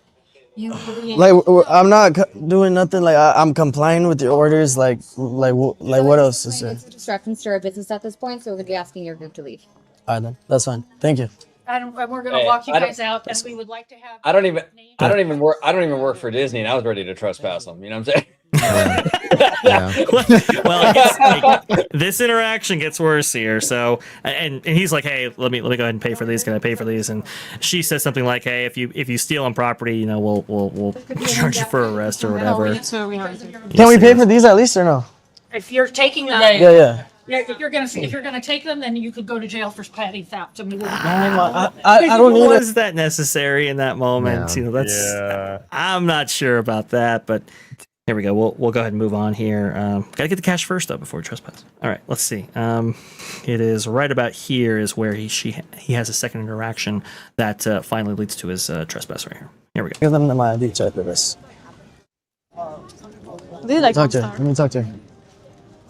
So like, what's gonna happen now? Like, you know. all of you are being issued a trespass admonishment, which means you are no longer welcome at Disneyland Resort property. Like- should you come back to the Disneyland Resort property, you will be subject to arrest for trespassing. But I don't- And that includes, let me finish, Disneyland Park, Disney California Adventure Park, all of downtown Disney, all parking areas, and all three of our resort hotels. But I don't- Disneyland I understand. Hotel, Okay. Pixar Place Hotel, and the Grand California Hotel Okay. and Spa. Can I say something? Can I speak And now? let me finish this. I just need to make sure you all understand Okay. that if you violate the trespass admonishment and come back, you are subject to arrest. Okay. So that Now- means coming back on property. Do you understand that? Okay, can I talk now? No, I don't understand. Because like why am I getting trespass banned if it's not in my control of anything? Like I don't understand. Your behavior. Then What behavior, bro? Like it's not my behavior, it's not anything I did. It's just that they swatted it. Swatted, like how's that my fault? I understand, but it's not my fault though. Like it's not my fault that there's 14,000 people watching and someone swatted. it is your fault. How? You should have ended this live stream. Unfortunately, I know you don't want to because that's money for you. And I should have ended it how? Like what? Like I didn't know it was gonna happen. Well, unfortunately, at this point, it's disrupted our Like, business. am I supposed to read people's minds that they're gonna swat me? Like what? This is private property, and we have the right to. I understand that. I understand that, but there's no way like you could at least be reasonable with it. Like this, it's not being reasonable whatsoever. You guys are acting like I did something which I didn't. All I've been doing was streaming. I bought a bubble wand. I bought tickets, etc. Like if you could show me proof of something I did, then I would understand. But there's legit nothing I did whatsoever. It's not my fault that someone else did everything like that. And like what? Like why am I getting trespassed? Like I understand like for today, but for the other days, what? I am talking about today. I didn't talk about any other day. Oh, so we come back another day? If this behavior continues and this activity, but if you guys live stream and we have the same type of behavior, you will be. This is gonna happen again. You could have just said that. I said you were issued a trespass admonishment. But You said everywhere. I did. Everywhere on the Disneyland Resort property, and it is now going to be indefinite for the attitude. Wait. So you're not welcome. You're no longer welcome back. Wait, what? Wait, what? At this today. Point, it's not at this point. That's what she says. She says, "Oh, well, that's going to be indefinite." And it's like, well, wait a minute. You never clarified that before. You just said he's. I see a lot of fault in his behavior in many ways. Yeah, True. But also she's very unclear about like a lot of things. Well, the first problem is as a head of security, she doesn't know what swatting is. She clearly does not. If you were to ask her, say, can you define swatting to me? She would probably look it up. And that's a problem if you're managing a security team that has to deal with a very common occurrence with the vloggers, which is people making false accusations against the vlogger. I mean, look, great point. I'm not against vlogging. There's a lot of vloggers that I enjoy watching and I love, and they're making careers out. And like, I'm not against vlogging. I don't think it's inherently wrong. But if you're managing a security team, you have to be aware of some of the crass behavior that's involved on the exterior, right? Like not the immediacy of the actual vlogging itself, and swatting is one of those things. And the thing is, it's not even limited to vlogging. It's been happening to politicians. It happens to just about anybody. So it's not unique. Right. It's not a unique crime. But there's no excuse. So there's no excuse that she doesn't know what that is, because had she known what swatting was, you could have had a standard operating procedure set up specifically to handle these kinds of situations to get to the bottom of the matter. But she didn't. And because there was no standard operating procedure, SOP, set based off of what this common occurrence is, again, not just with vloggers, this whole thing has unfortunately been mishandled, because what's happening to him, look, this kid, he acts like a man child. He doesn't understand. I don't know if it's the fact that he's just being upset. I'm sure he's a nice guy, but I feel like this whole thing is an injustice to him. But at the same time, though, she has mismanaged this completely because of her lack of understanding what a common occurrence is with vloggers. That's just, I feel like somebody told her there's an incident with this guy, you need to go handle it, and she didn't have all the information or something. Because you're right, the whole time it's like she doesn't really understand live streaming. She doesn't know what swatting is. If this whole incident revolves around, like if there's other stuff that's gone on, then that's another thing, but that needs to be stated. But if it's about this, and she never actually really said why it's happening. Like, there seems to be a very bad communication on all of this. Like his behavior, I agree. He's like a man child, like acting pretty dumb and just very milking it in many ways. But like even there, she's like, you're not permanently banned. And he's like, oh, I thought it was. And then no, now you're permanently banned. It's like, wait, what? Like that didn't make any sense. No, you're right. But here's the thing. And you guys are not wrong. I just think that he could have prevented all of this if he just would have left when the cop told him to leave. And this is like common sense 101. The cop is telling you to do a thing, you just do the thing. You know, it would have been fine. If he would have left when the cop told him to leave, he would have been banned for that day and that day only. Right. But he had to argue with him the whole way out of the park and argue but you don't understand. It's like just, it's too much. I would have said at that ultimatum, I would have said, hey, look, listen, we had to trespass you indefinitely if we don't, get your ID from you, because this is private property. We're trying to establish a relationship. We're trying to establish compliance. If you're not complying in this in what we're doing, what we're asking you right now, will you comply later? We have to evaluate that. We have to make, we have to protect our business. So we're going to be forced to trespass you indefinitely if we don't at least know who you are. And that could have been a very easy negotiation between the two of them. Unfortunately, that was never established, never set up. And now she's saying for his behavior, which sounds a little bit condescending and a little accusatory. Dare I say Karen-like. Like you were saying, the thing of like, he's like, can I pay for these? She's like, you don't, then we're going to arrest you for petty theft. You're like, well, what? That wasn't needed. Like, he was just asking if he's able to pay for it. And I kind of agree with, where was the comment at? Somebody said, okay, who could blame him? Oh, is that Erica Rapp? Who could blame him wanting some clarity? I agree. I think a lot of this, and this comes from like, I'm not gonna say I'm an expert on it, but like his body language and attitude was just very defiant. And I think in that situation, I get you're a streamer and I get you got a whole image you're trying to do, but in that moment, it's like, okay, what's going on? And you just try, like, if they're not giving you clarity, at least talk to the police and be like, okay, what is the thing here? Do I just need to leave? Like, I think you're right. At that point, you just leave, fight your battle another day. Right. But now it's like, now he's kicked out. Well, forever. the thing too is if you're being suspected of committing a crime, the law does not, they're not requisite to give you an explanation. True. They're not. That's something you can fight in court. That's something that, but it's not requisite of them to say, well, we're trespassing you because you broke this law and this law and this law, because again, that's not what they're there for. Laws. It's just because it's private property, essentially. Yeah, that's what I was gonna say. It's private property, so they can remove you for any reason whatsoever. You are a guest. That's a two-way street, unfortunately. Go ahead and finish this up real quick, and then we'll wrap up with final thoughts, I'm sure. No longer welcome back. Wait, what? Today. It's not at this point. We can go. Let's just leave. This is going to be. You guys are not taking it the right way. So at this point in time, the fact that you've been uncooperative, you have not provided identification, you've refused to provide names. No, it's because I thought it was forever. You are no longer welcome back. Wait, what? All the areas I explained. Do you all understand that? We're leaving. No, like I was genuinely. Can I say something? I was genuinely confused, and I'm surprised that, because I thought you were talking about forever. That's why I was confused. But if it's just for today, then okay.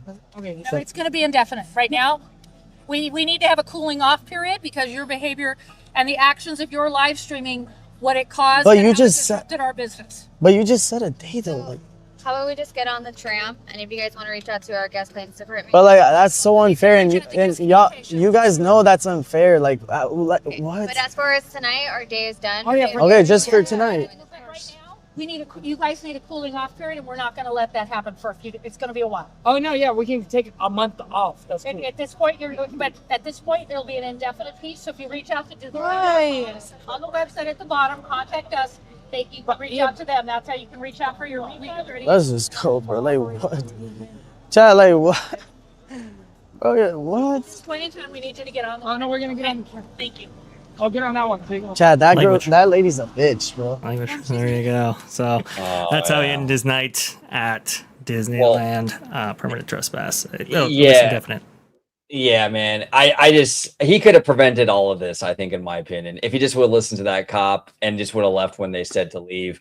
Not to say that the security gal wasn't, what did everything right. She did not. But I think he created a lot of problems. I mean, she even admitted later on it's because of this stuff that he got trespassed permanently. It was like, and then he's arguing his case, and then the whole thing with the refund. That was like almost like a sticking it to them, like, oh well, I want my money back then. And like, come on, bro. Cliff brings up some good points because isn't a trespass given in writing, and she never took any of his info. So like, is this actually even enforceable? Well, that's a good point. I mean, another mishap. Get a copy of the stream, perhaps, and then. Yeah, I mean, I'm sure they can figure out who he is, but it just seems like it was mishandled. Like I agree, he should have left. His behavior the whole time was very like standoffish and not uncooperative. But like she was also very like, it seemed like somebody needed to step in and be like, "Here's the deal. Like, just set the clear boundaries. If you don't do this in this, X, Y, and Z is going to happen." There was no like clear set things of like, if you don't do this, like usually I've seen the cop cam footage of when they kick people out of the parks. They're usually pretty clear, and they'll say, if you don't do this, you are banned. or something. Like, I don't feel like there was ever that delineating line that was made. Not really in defense of him. I'm just saying in general for like other situations. Usually that's how that goes from what I've seen. But I've never been kicked out of a theme park, so I don't know firsthand. Well, let me ask you guys a question. And I don't know, I'm not law enforcement, obviously, so I don't really know the ins and outs of this, but maybe Disneyland security felt they didn't really need the ID and the information because he is so prevalent online. They can get that later. I mean, he's all over YouTube, I'm sure, or Twitch or whatever. So maybe they figure Anaheim PD will figure that out on the back end. That's a possibility. But, you know, it makes me wonder how come there wasn't like a neutral space. It's typically there's a couple of ways you have. Yeah, there's a couple of ways you can handle these kinds of situations. I mean, if you have guests that are, you know, drunk and they're debauchery and you have to get them out immediately. Obviously, you don't take them to a neutral room to have a conversation. You just try to get them off their premise and try to resume operations to normalcy as fast as possible. But in a situation where a guest doesn't understand where they're happening to them and it seems genuine and there's a potential to have a conversation to maybe learn about what's happening, because now you have something that could be fallaciously happening to a guest, a paying guest at that. I mean, they happily took the money for the ears as they were escorting them off property, right? So, like, you can't have a conversation. Yeah. Again, talk about unprofessionalism.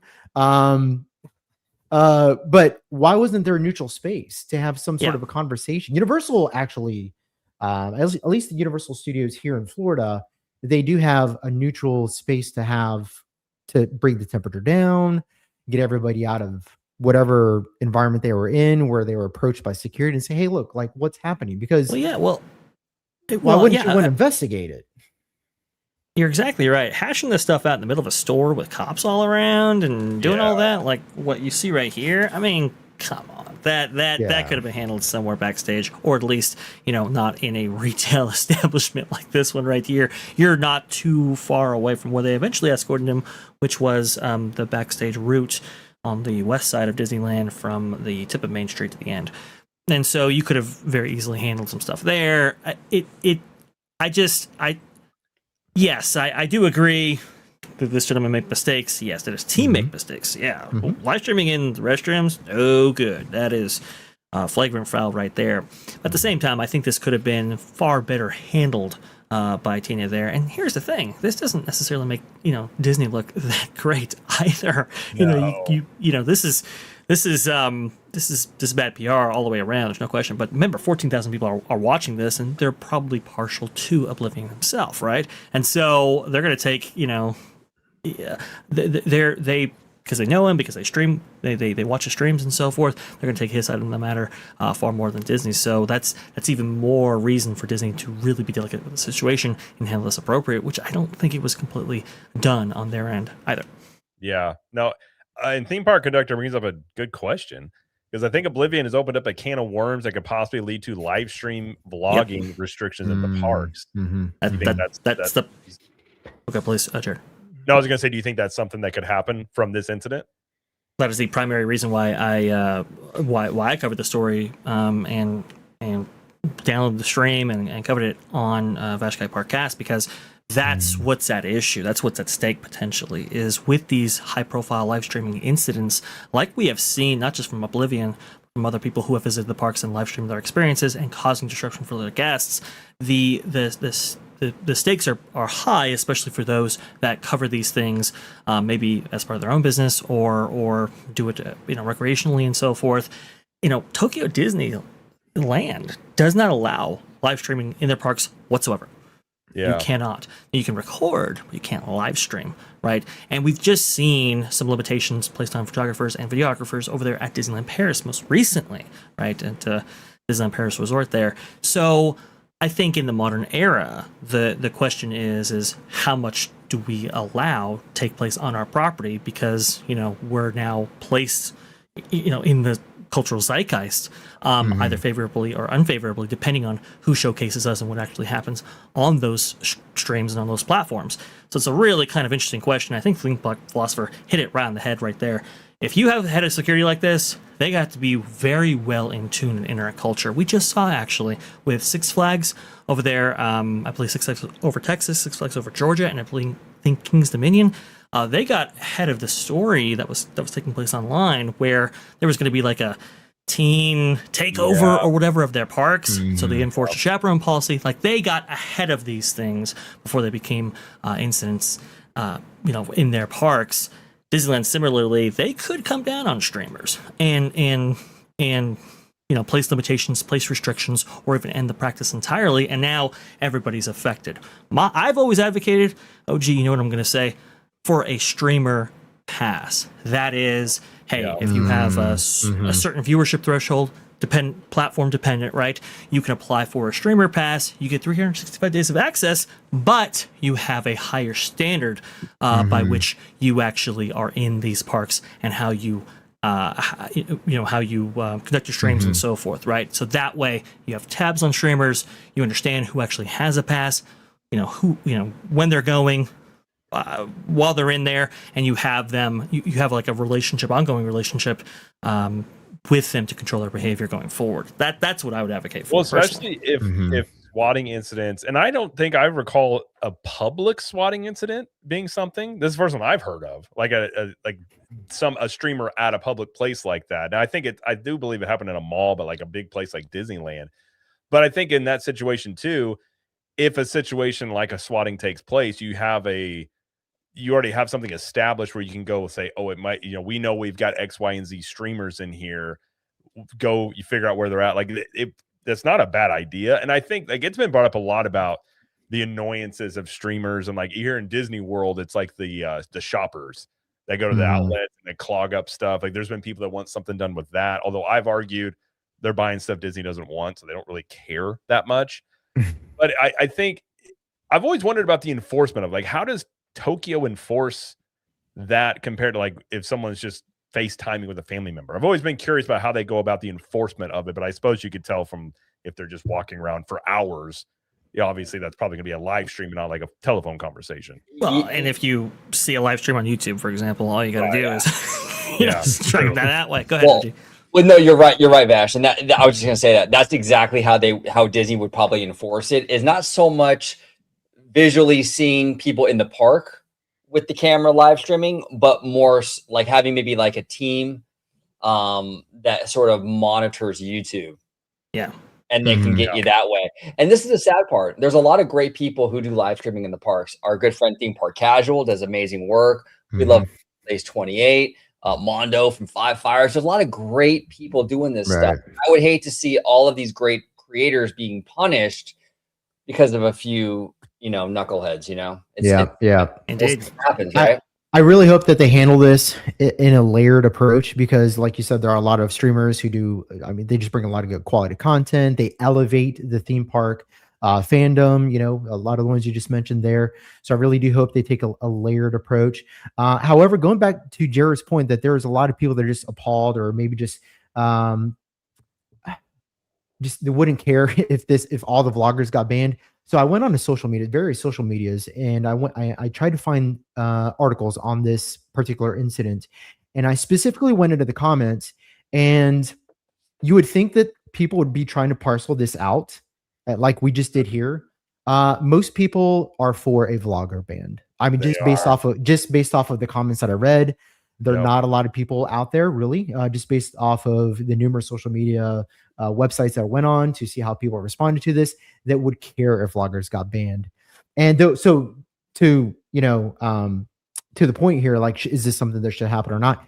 This actually works out in favor for Disney, Universal, Six Flags, all the theme park, because the public generally would not care. There would be no pushback except for the vloggers themselves, or very little pushback from the majority of the people. So if Disney's looking at the responses and the reactions on social media, they're saying, hey, we can move forward with this with very little pushback. Why don't we just go ahead and do it and mitigate ourselves a lot of issues in the future?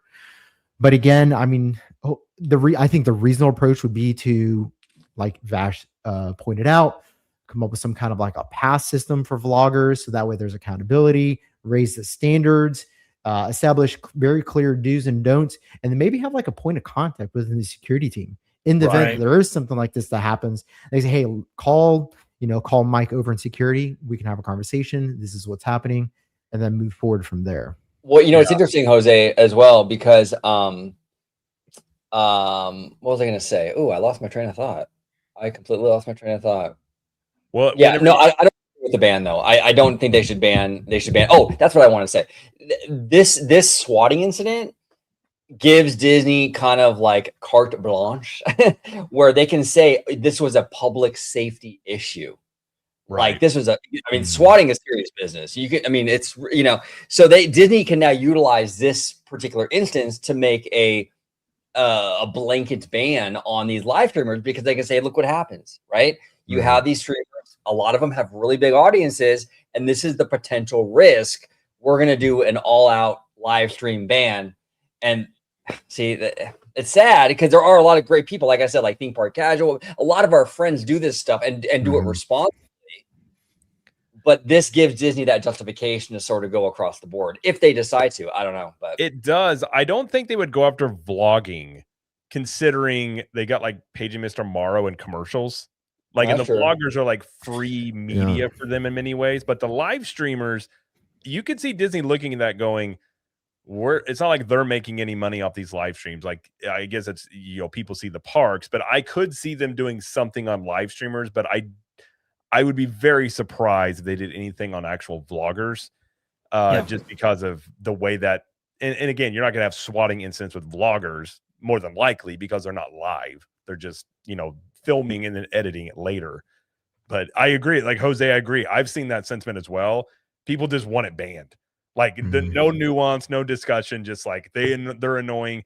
And I get it. Like you've got some obnoxious ones that when you start having these live streamers interrupting bothering people that are paying customers in your park for their views, their vanity, that does become an issue. So if you're Disney, it's a very like, how do you really do you just let this one go? Like, I feel like this is a big enough issue where they may end up implementing something off of this. Maybe not outright ban to start, but like you were saying, that pass system or something, because they got lucky this time. Nothing really big happened, but that doesn't mean the next time, very likely this could happen again, considering that it's not like swatting is going away. I would fair to say that in a situation like this where it's very hard to distinguish between like a vlogger and a live streamer, for example, and whether they should outright ban vlogging or live streaming, they're going to err on the side of safety, and that because that's the most important thing working for a big corporation like Disney. I mean, safety is number one. It's like even above fiscal responsibility. I mean, well, maybe not, but safety's the most important thing. You talk to human resources, I mean, you better tell them like safety's number one. I'm a very safe employee, but if they're going to be erring on that side, then and they have the public support. Yeah, I mean, the days of live stream might be over, and this might be the thing that tips it in that direction, and nobody's gonna care. That's the thing. Care exactly. And here's the thing, Jose, and to your point, Vash, where if you did the live streamer pass, you can sort of implement a system for these live streamers that prevent a lot of this kind of chaos. Where maybe if a streamer has over, I don't know, 500,000 followers on a given platform, they automatically get a tour guide like a celebrity would. Like when Britney Spears goes or Tom Cruise goes to Disneyland, they get a entourage for safety reasons. You can do that with that live streamer pass and ensure there's some safety there and there's not a lot of people coming at this person. So there's a lot they can do if they do that live streamer pass. I think it's a great idea. I would be supportive of that for sure. I think you would. You have to look up modern solutions here for modern problems, right? I will say I will push back on philosopher just a little bit. Not to say that I disagree with him fundamentally, but just on one particular point right here. I think if you were to poll, right, multiple demographics of people and whether or not they actually care about streaming in the parks or not, I would say people who would approve of live streaming in the parks skews younger, and people who disapprove skews older. That's true. So that's something that Disney also has to contend with because they really want to target that younger demographic, right? And what their modern interests and pursuits are. So that would be, a complicating factor here as well. That's a very good point. And it also makes you wonder too, when it comes to live streamers in the park, it's kind of like a double-edged sword here a little bit, right? Where there is a pro to it because they are promoting the property, right? They're getting people excited about Disneyland or Disney World or what have you. There's also the other side though, where if they're negative, now it's not working for Disney's favor. So I wonder how Disney sort of balances that, where they're like, is it worth it to have these people here or not? Because yeah, they do provide marketing, free marketing for Disney when they try the new churro or the new ice cream or whatever. But they also provide a lot of critiques where you can have a streamer walk through this park and be like, yeah, you know what? I don't like this, that, and the other. Look at that light bulb. It's out. That doesn't work for Disney's favor either. And I don't know where Disney really stands on this, where it's like, what's the majority of these live streamers really talking about? And is it worth Disney to even have them there or not? Right? I don't know. A lot of cost benefit analysis to be done to come up with a solution. I feel like it's very like, it's a complicated issue that I don't see a blanket thing coming out of this, but I think there will be something that is adjusted off of this. Because if anything, like you've seen the sentiment out there, and I agree with you, Vash, it's probably skewed by ages. And Cliff Fix said this kid really had 14K people watching. Probably. Streamers have insane numbers of like I don't get it, but some people they do. Cliff, don't get platforms are crazy. Don't get frustrated. Just remember quality over quantity. Okay. That's a good point. But like, yeah, I could definitely see something coming down from this. And like, as much as this, I feel like this has all kind of come to a head because it's like all it takes is one. We've seen this before, and Disney is not like other large corporations where they're reactive. They're not going to really be proactive on this stuff until something happens like this, and then they're like, oh no, we need to make a change. So even though that sentiment has probably been growing amongst a lot of people, this is the first time it's probably directly something that Disney's had to deal with, and see what they do from that. I don't know. I'll be curious to see if they do something just strictly Disneyland, or if it's like a whole Disney World and Disneyland type of situation. Yeah, I would think that the operations managers at Disneyland are having active discussions about this right now, especially based off this high-profile incident. We saw this in KTLA. We saw this in major markets and major news outlets covering this particular story. Not a great look for Disneyland by any means. So I believe they're having those discussions. I would think that they would also be having some cross-pollination there with the Walt Disney World team and figuring out how to kind of address these issues going forward. And hopefully it's going to be a little bit creative and not blanket or blunt, but who knows? The very nature of security, though, is reactionary, right? So, you don't foresee these problems; these things happen. Now you take that into account in the future. I look at Six Flags, and for all the problems, they got ahead of some of those issues. With something like this, Disney will probably have to be a little bit more forward-thinking here. With swatting, though, I don't even know if there's anything that they could do about that, to be honest with you, even if they do implement Streamer Pass or whatever, right? I mean, anybody could be swatted for any reason. And so the fact that somebody had this happen to them and it ended in trespass is no good. Obviously, we know how it got there, right? And you can see, you can be objective about whether or not that was justified. But never like to see anybody trespass for any reason, and swatting incidents and stuff like that with its major police presence and so forth, not good at all. Yeah. Well, Conductor here makes a great point. I would like to see Josh tomorrow in an interview now as the new CEO ask this question about live streams and vlogging in the parks. I would too. And that's what frustrates me about these shareholder meetings is we another question about Figment. I'd rather hear about this kind of stuff. And like, I don't know, man, it frustrates me because it seems every year they ask the same questions. And like, I would love to be there and ask some juicy stuff. You know what I'm saying? Previously, those shareholder meetings used to take place in person, right? And you could actually line up behind a microphone and ask those questions in person to those people. How do we know whether or not these things are pre-screened? How do we know even if they're authentic questions? Because they're not even called in anymore. They're literally read from an AI, prompt or whatever. So it's really kind of sad how the shareholders meeting has devolved into what it has been over the last couple of years. Although I'd also add, DeMauro wouldn't answer the question. He'd just give you a corporate. I mean, he's not going to directly say one way. I mean, he's just not. Like, I would get it too. Like, if I was asked, I'd be like, we look at our policies. Like, it'd be some corporate speak. He wouldn't say definitively one way or the other, probably. But yeah, no, that'll be interesting to pay attention to, undoubtedly. But yeah, I hadn't seen the footage of it before, but definitely kind of gives a little bit more of an idea of what was actually going on. Correct. Yeah, really changes the dynamic of the story, which is Yeah, I mean, when you see the footage, you just take a complete different impression of it. That a lot of articles kind of missed, I thought. So it was really cool to see that this stream was even available at all, and to analyze it, I think, was beneficial for not just us, but the audience. So good call, Jared. Thank you so much for doing that. No, thank you for having that, because I did a video on it, but the article, you're right, the article didn't have it. Just said a swatting incident, and he was kicked out. And you're like, and I said at the time, like, there has to be more to this, because I mean, I suppose if it was just cut and dry and they're just like, okay, the swatting incident came involving this individual, you remove them from the situation, I can understand why you would do that. But yeah, seeing the inside and out of that, it's like, there's a lot of mistakes on both ends of this, from the way the Disney security handled it, from the way he handled it.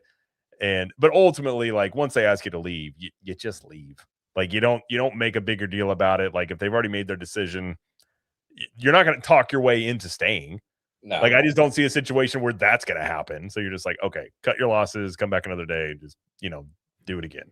Right, exactly. You can fight it on after the fact with your lawyer, who is more equipped to do that. Right. Like, this kid ain't going to be able to argue his way out of this whole situation. He would have been better off leaving it alone. It's like when they tell you anything you say will be used against you, can or will be used against you.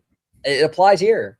I mean, and the more he talked, the worse it got for this kid. The more he talked, the worse. Yeah. It's just, and Disney might analyze the stream too and think differently later on as well. So I would say probably start having your security people understand what swatting is. I would probably say, like Jose would say, that's probably a good start to at least understand modern security issues that are out there, especially for a destination like Disneyland. Like, that was probably the most shocking thing, is she had no clue. And you're just like, how do you not, even like by osmosis, I think most people have heard of it. Like, she acted like she had never even heard the term before. So they should know, for safety concerns, especially now that this happened. The security team needs to be educated on what that is and the possibility of it. So don't get me started on Disney security. I've had my differences with how they conduct their business. Let me just put it that way. Vash got arrested one time. Is anybody else want? I'm just kidding. No. Okay, sorry. Think about philosophy. Go ahead. Well, they're not acting like they just got trespassed from Disneyland indefinitely, and I'm just wondering, is it just me, or is that bubble machine also an amnesia machine? Because I think he's probably thinking of the way these guys think a lot of times is like the clout you're going to get off of this. Like, in many ways, I mean, the questions arose, like, I'm not going to accuse it, but like, do they set up situations in which it gets them more views? Like, who knows? I'm going to assume no in this situation, but we've seen antics and that's the other issue with live streamers, are antics. Like, when you have 100 people all live streaming, they're going to start doing stuff to get some more views. And it's you've seen them in vlogs and stuff too, about people doing crazy stuff in parks. So the behavior and that whole culture kind of lends to acting out in some ways too, which has to become an issue at some point if you don't address it. You're right. Eventually, though, the hangover comes, right? It's all fun and games, drinking, getting drunk, tipsy, feeling good. And that's where he's feeling now. Like, oh, yeah, the clout, the internet clout, yada, yada, yada. But I'm telling you, like, in a few weeks from now, when that internet stuff fades and the reality sets in, you can't go back to Disneyland ever again. Yeah. That's rough, man. That's really rough. Even if you're not a diehard fan, that's rough to hear that. Disney He's gone there several times. Or just like an IRL vlogger? I think... I don't know. He might have started as a gamer and then maybe became IRL. Okay. In maybe a similar fashion that I show speed might have. But I mean, just the guy says he has an impressive audience. A lot of these high profile streamers do. And whenever I put some of these stories up, a lot of the audience is like, I've never heard of this guy, and it's like, well, maybe your kids have. and he has quite the crew, doing all this. I would think that he's pretty popular. It's like that one dude, what's his name? Kai Cenat, the streamer. Yeah, he's massive. Or the other guy, I Show Speed, right? Like Speedy. Yeah, the kids love him. But I just want to thank Kiki and Luca for the Get membership. Thank you so much, Kiki and Luca. I appreciate you, brother. Appreciate you. Absolutely. I got a super chat that came in from O2RR with an interesting question. As we have Oblivion dancing apparently in front of Disney security. That's interesting. It says, with Disney continuing to make people pay more for less, can you see Universal Studios actually dethroning Disney in the near future? I don't think near future, and I've gotten some flack for this before. I don't think it's an impossibility that Universal, you're talking about more specifically Disney World and Orlando area.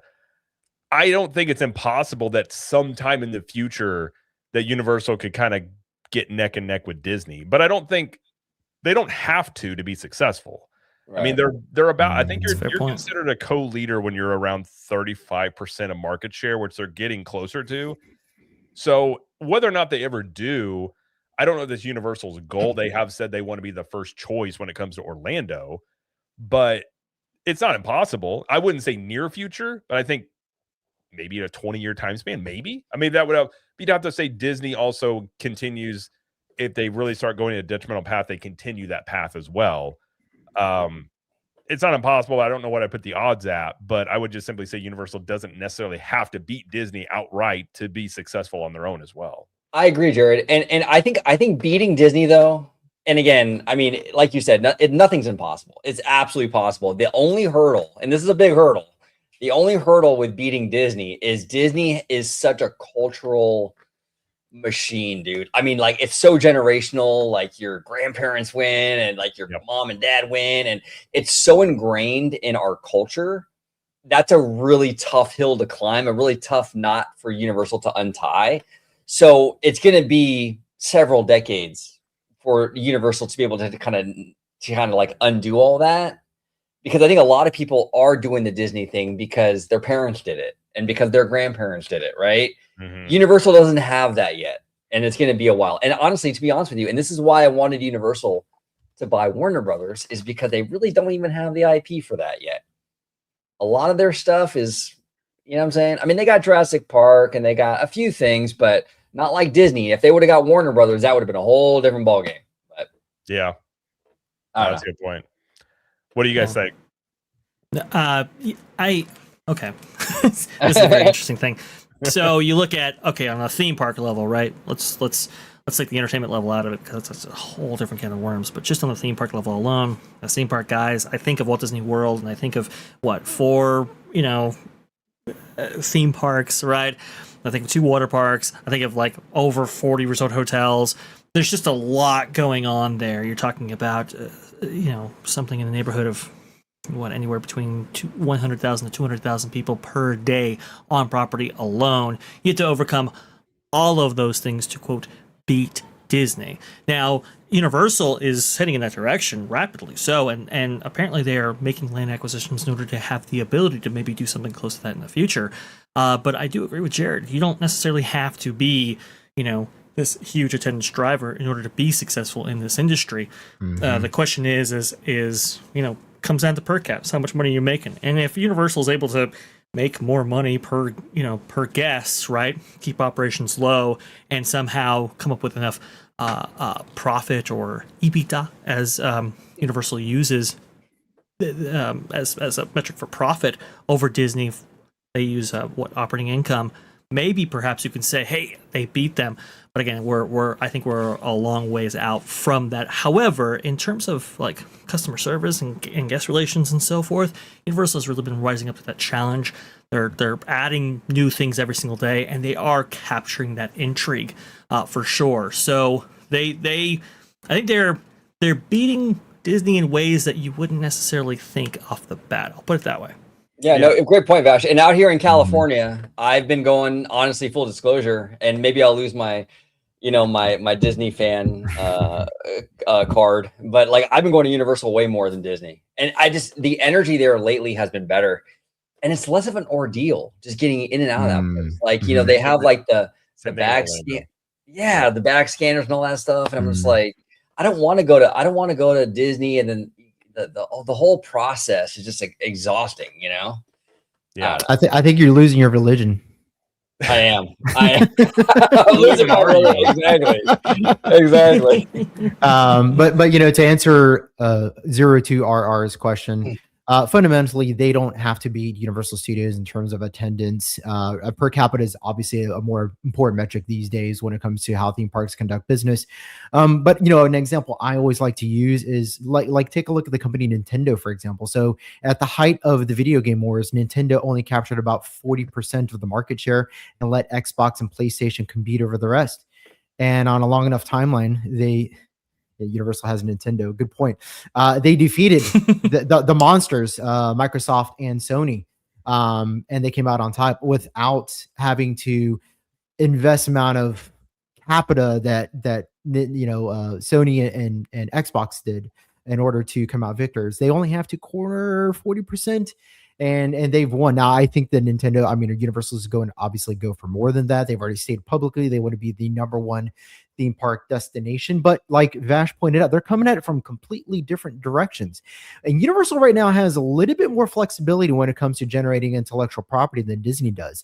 Disney has this vertically integrated business model where Universal Studios is saying, hey, let's license out intellectual property that's hip and in now, and then we'll have the option to renew it for the next fiscal year. If it bombs, it doesn't work out, we don't get the tenants that we want, we're going to dump it, or we're going to find the next new thing. And so like in that sense, they're very much like a tech company like Netflix, for example, who will cancel a show after 2 seasons if it doesn't give them the yield that they want it to have. And so that is going to work in the long term better for Universal than I think vertically integrated intellectual IP is for Disney, unless they can, like Vash says, regenerate that IP engine and start coming out with this good IP. Otherwise, they're going to have to do like Sony and Universal does and get into this licensing agreement business model, which is not going to be what Disney wants, because Disney is very Disney, right? Like there's a very Disney-esque thing. And the era of acquisitions is over. Like they can no longer afford to expand their company by acquiring new things. They're not interested in it. It's nowhere near what what they're thinking about right now.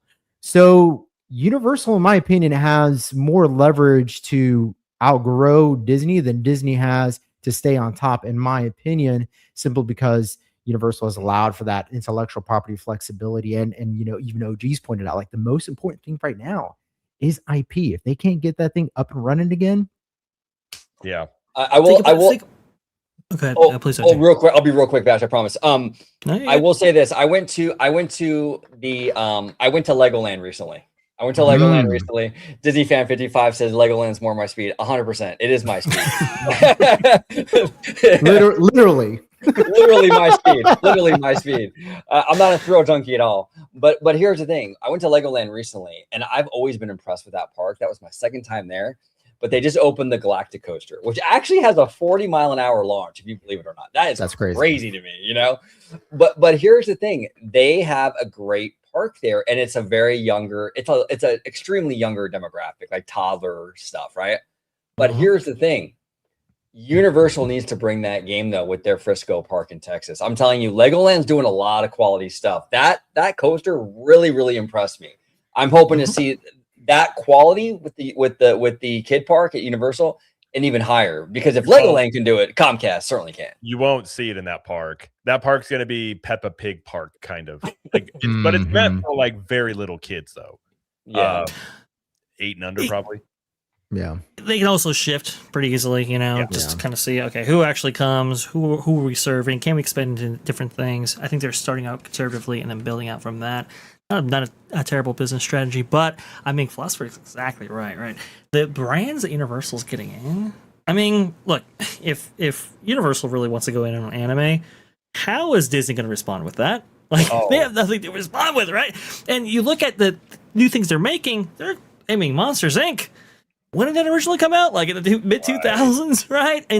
They're taking these long-established franchises and trying to make them relevant with this incorporation of into the parks. Meanwhile, Universal right now for FanFest, they have a Sailor Moon meet and greet that people got wind of just recently. That's going to be huge. And One Piece is coming into the Waterworld Theater. Everybody's excited about that.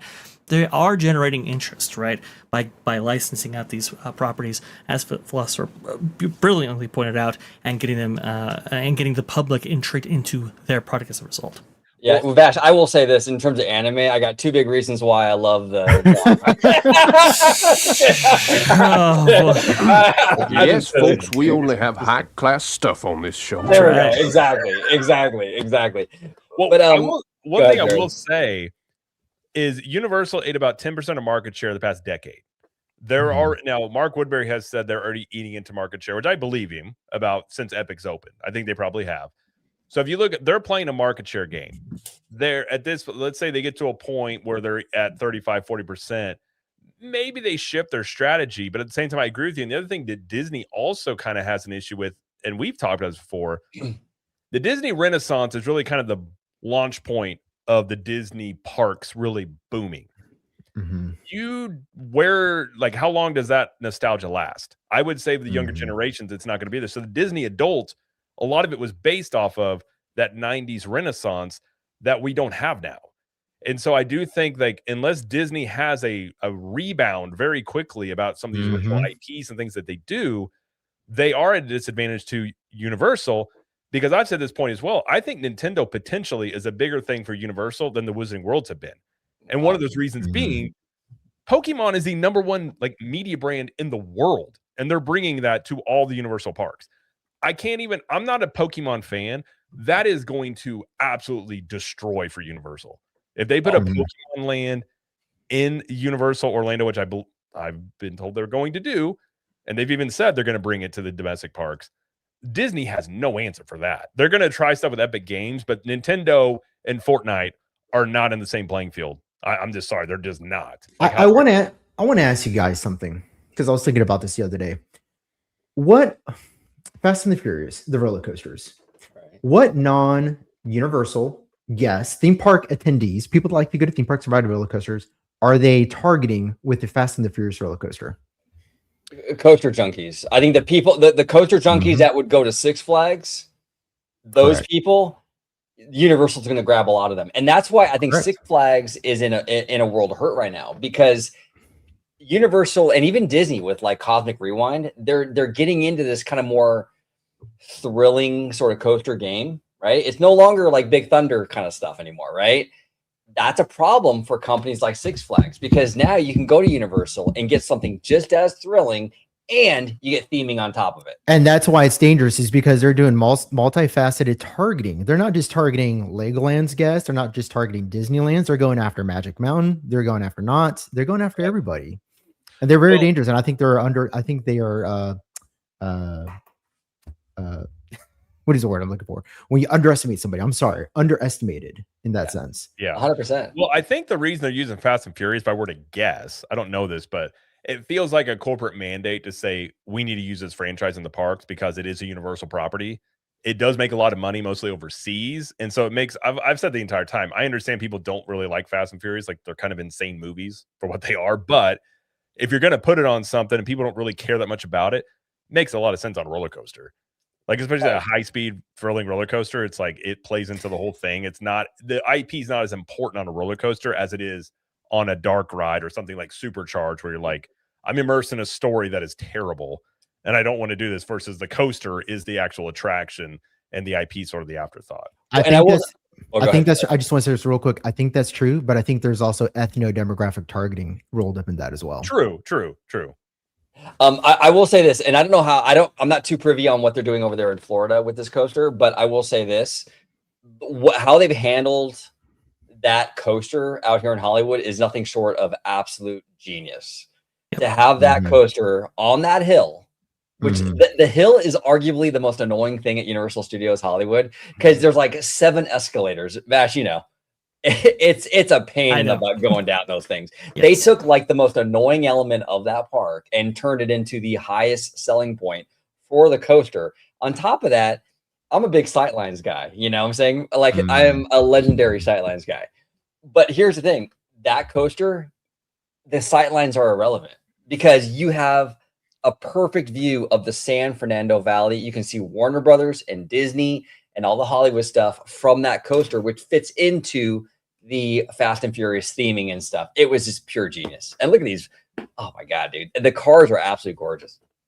Yeah. I mean, gorgeous. Well, what they're doing here is really, really cool. If people haven't seen with their own eyes, just the size of this thing is enormous, and the views that you'll get with this coaster are just absolutely delightful. They're really, really amazing. How they've incorporated the drift element to this coaster, I think, is really profound. And it's just, I think, look, I'm a sightlines guy as well. OG, don't get me wrong here, but I think with that park, it's really always going to be problematic to try to get perfect sightlines. Yep. That being said, though, I think in this way, sightlines actually, do benefit both ways. When you're driving along the nearby freeway and you see this coaster, you go, wow, I want to go ahead and ride that. And I think they'll have the same optics with something like Universal Studios Florida, in a very similar manner that they enjoyed with Hollywood Rip Ride Rocket. People are going to see this, they're going to look at that, they're going to see it careening everywhere, and they're going to go, I want to go ahead and ride that. That's going to sell tickets. Well, they're going to have that part that goes over the city walk. It's got that little vertical thing where it goes reverse, the spike, yeah. Over the city walk. That'll be cool. Like we just walk around and just seeing that. Hell yeah. Real quick, gentlemen, before we move on, because I know we have one more topic tonight, I believe, but I just want to read Seymour Duck's comment. Speaking of Disney and their vertical integrated model, thoughts on Josh saying Disney Plus will become the digital centerpiece of the company, including experiences and games. I'm curious as to what you guys think about that. I've assumed that's going to be the whole plan the whole time. Yep.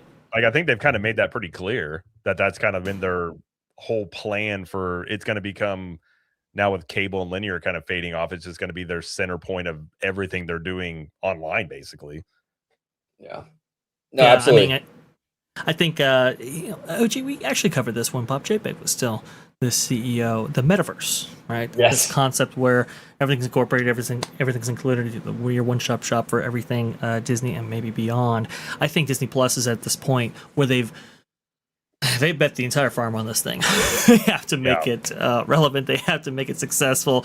I think they're going to be leveraging Disney Plus and that infrastructure and that connection point with their audience and their content in ways that we might not necessarily think of. And so, I think experiences might be incorporated there to some degree. Games for sure. I can definitely see all kinds of stuff hitting Disney Plus in a way that we maybe hadn't previously thought about. What's interesting, they could take, I wonder if they're kind of looking at Amazon and what they're doing and kind of trying to implement with them, because one thing Amazon has started doing is like this cloud-based gaming where you can actually, I think Jeff Bezos even said, you use their computers, their RAM, and you're just playing through an interface. Yeah. I hate the idea of it I play video games my whole life. I don't like that. I think I have no interest in that, but maybe other audiences do. But I could see Disney Plus doing that as well, where you have this Epic Games, and I'm not convinced that they don't at some point either trying to expand further inside of Epic or get some gaming studio, because gaming is only starting. It's going to continue to grow. I think gaming is it's bigger than Hollywood now, and so if you really want to try and make up your losses with movies and in television on that end, gaming is where it's at. Now, starting a gaming studio or buying one, like that's a whole world that I don't know if Disney understands, especially Dana Walden apparently being in charge of gaming now. I don't know about that, but like that to me is like, let's go ask the 40-some-year-old woman about gaming. I'm like, that may not be the best bet. 60s, but yeah. Even well, that may be worse. I thought maybe she's in her 40s, but it's like I could see them doing that because Vash is right. They're going to force Disney Plus to be successful, at least the appearance of it, after all the money they put into it. And I could see them really starting and probably buying stuff inside of Disney Plus. Like it becomes almost like an Amazon type of service, within a few years. I wouldn't be surprised by it. I am as fascinating as that idea is. We've already seen one company try and fail with Google Stadia and so forth. I remember this kind of concept of remote servers. You just tap it into it. You have like a dummy machine, and all your infrastructure is in a data center somewhere. And for gaming specifically, I remember hearing this concept 10, 15 years ago when I was actually going to college for IT. So it's been there. The limitation really has always been bandwidth, and that's what doomed Google Stadia, because for a gaming type system, you know, you can't have any latency, or it has to be very, very small. And they just, you know, with American infrastructure the way it is, it just hasn't been able to overcome that. And now with this AI revolution taking place, where everything is being, you know, basically the world's technological supply and resources are being dedicated for, like, you know, AI hashing and so forth. I just don't really see that coming together the way that maybe Jeff Bezos imagines, but we'll see. I agree. I think there's a lot, like, I don't think gamers are keen on, it's already, you're seeing the loss of physical media. And now you couple in with like the whole adage of like, you don't own anything and you're happy. And it's just like, I don't want that. Like, I want my own thing on my own computer. I don't like games that you have to be online for either. And I just think a lot of these these places are looking at gaming as a place to get into without understanding gamers. And that gamers are like the meme culture of the internet. Like, that's a whole world you better be prepared for. Yes. It is not your run of the mill group that you just kind of tap into lightly. Now, I will say this in defense of Dana. I will say this. She's definitely not a gamer. I can tell you that right now. I'm sure of it. But you don't necessarily have to be, or to be in that world, because, like, I don't think Brian Roberts is like a super theme park guy. Probably not. I mean, he's an older dude or whatever. You can, I think, as long as she knows who to put in these positions to make those decisions and when to pull back and let these creative decisions be made from the people that do know that world, I think we're good. If she meddles, though, like Bob Chapek was a meddler. Bob Chapek was the kind of guy, he walked into Imagineering and was like, let's do Cars Land and Epcot, right? like as long as she's not doing that whole thing, I think we're good. As long as she understands this ain't my world, I'm going to let the gamer guys do that. I think we'll be fine. Yeah, I don't know. I mean, how many people in power, though, tend to... Because I will say, Brian Roberts has Mark Woodbury to run the parks for him, which is a great guy to run those parks. I would just say, if she's going to do that, if that's how it's going to go, you need to make it really clear you got a games person that knows this world, because you're just making decisions in a world that, like, how do you know which one's right or wrong when you don't even understand the... It's like being dropped into a stadium and like, what game are we playing? And you're just trying to figure out on the fly. I don't think... If Disney's really wanting to make a lot into the headway of gaming, it's not going to be just a like singular effort. They're going to have to really dedicate to it. And I don't think they fully understand that world, even though they're trying to. They just kind of want the Disney brand in there. Like, we're going to stick it into Fortnite, even though Fortnite players may not want it. You know, I have a lot of questions around that in general, though. There's a reason why indie games are just exploding in market share over AAA games, right? It's like, you know, when you have big AAA titles and they're single player only games, but they're online only, you know, people instinctively reject that. And you've seen really the what do they call that? The peak player count or whatever on Steam. And you see those numbers, and it's just really, really interesting to see big corporations lose touch with their audience. People, you know, established game studios, people that you would think would have a connection with their audience, just completely fall out of touch and be rejected by that same audience. So, to Jared's point, you really do have to have this kind of connection to gamers, or at least understand them on that level to really put forward product for them to buy. Well, think about like Activision and Call of Duty. Like, that fan base has been streaming for years, and they have like really wet the bed on that thing. And then you've got Ubisoft, Bethesda, BioWare, Ubisoft. Ubisoft, like, and you're right, these independent studios are the ones that are really making a lot of these games. What's that new one? Desert Sky? I saw it's like a medieval, it's an indie studio that made it. It looks amazing. There's a ton of hype around it, and it's not coming from AAA gaming. I mean, you do have your Grand Theft Autos that'll be huge, but a lot of the gaming audience is very not trusting of these big studios. And I don't think Disney stepping into that space is going to be one where they're just like, oh, hey, what's up, Disney? What do you got? Like, it's just going to be met very, a lot of resistance that I don't know if Disney really recognizes, because they just look at the numbers and think, well, if we could tap into all these millions of people playing, look how much more money we would make. That's the same approach that all these big AAA studios have also done as well. Right. But then the gaming studio would have the same issue that theme parks have, which is entertainment producing the intellectual property to feed the gaming studio? Because if, like, let's say they start a gaming studio, right? Or let's say they purchased one. Obviously, you're going to make a video game about Star Wars, but Star Wars is kind of a dead brand right now. So nobody's going to be jumping at the bit for a Star Wars game because they kind of, pooped the bed with Lucasfilm. They had 2 games in development. When Disney acquired or Lucasfilm and Star Wars, they said, you know what? We're not going to make video games anymore. That's crazy. Boba Fett, Darth Maul video games, get that out of here. And, they dissolved Lucasfilm, right? It's just going to the point.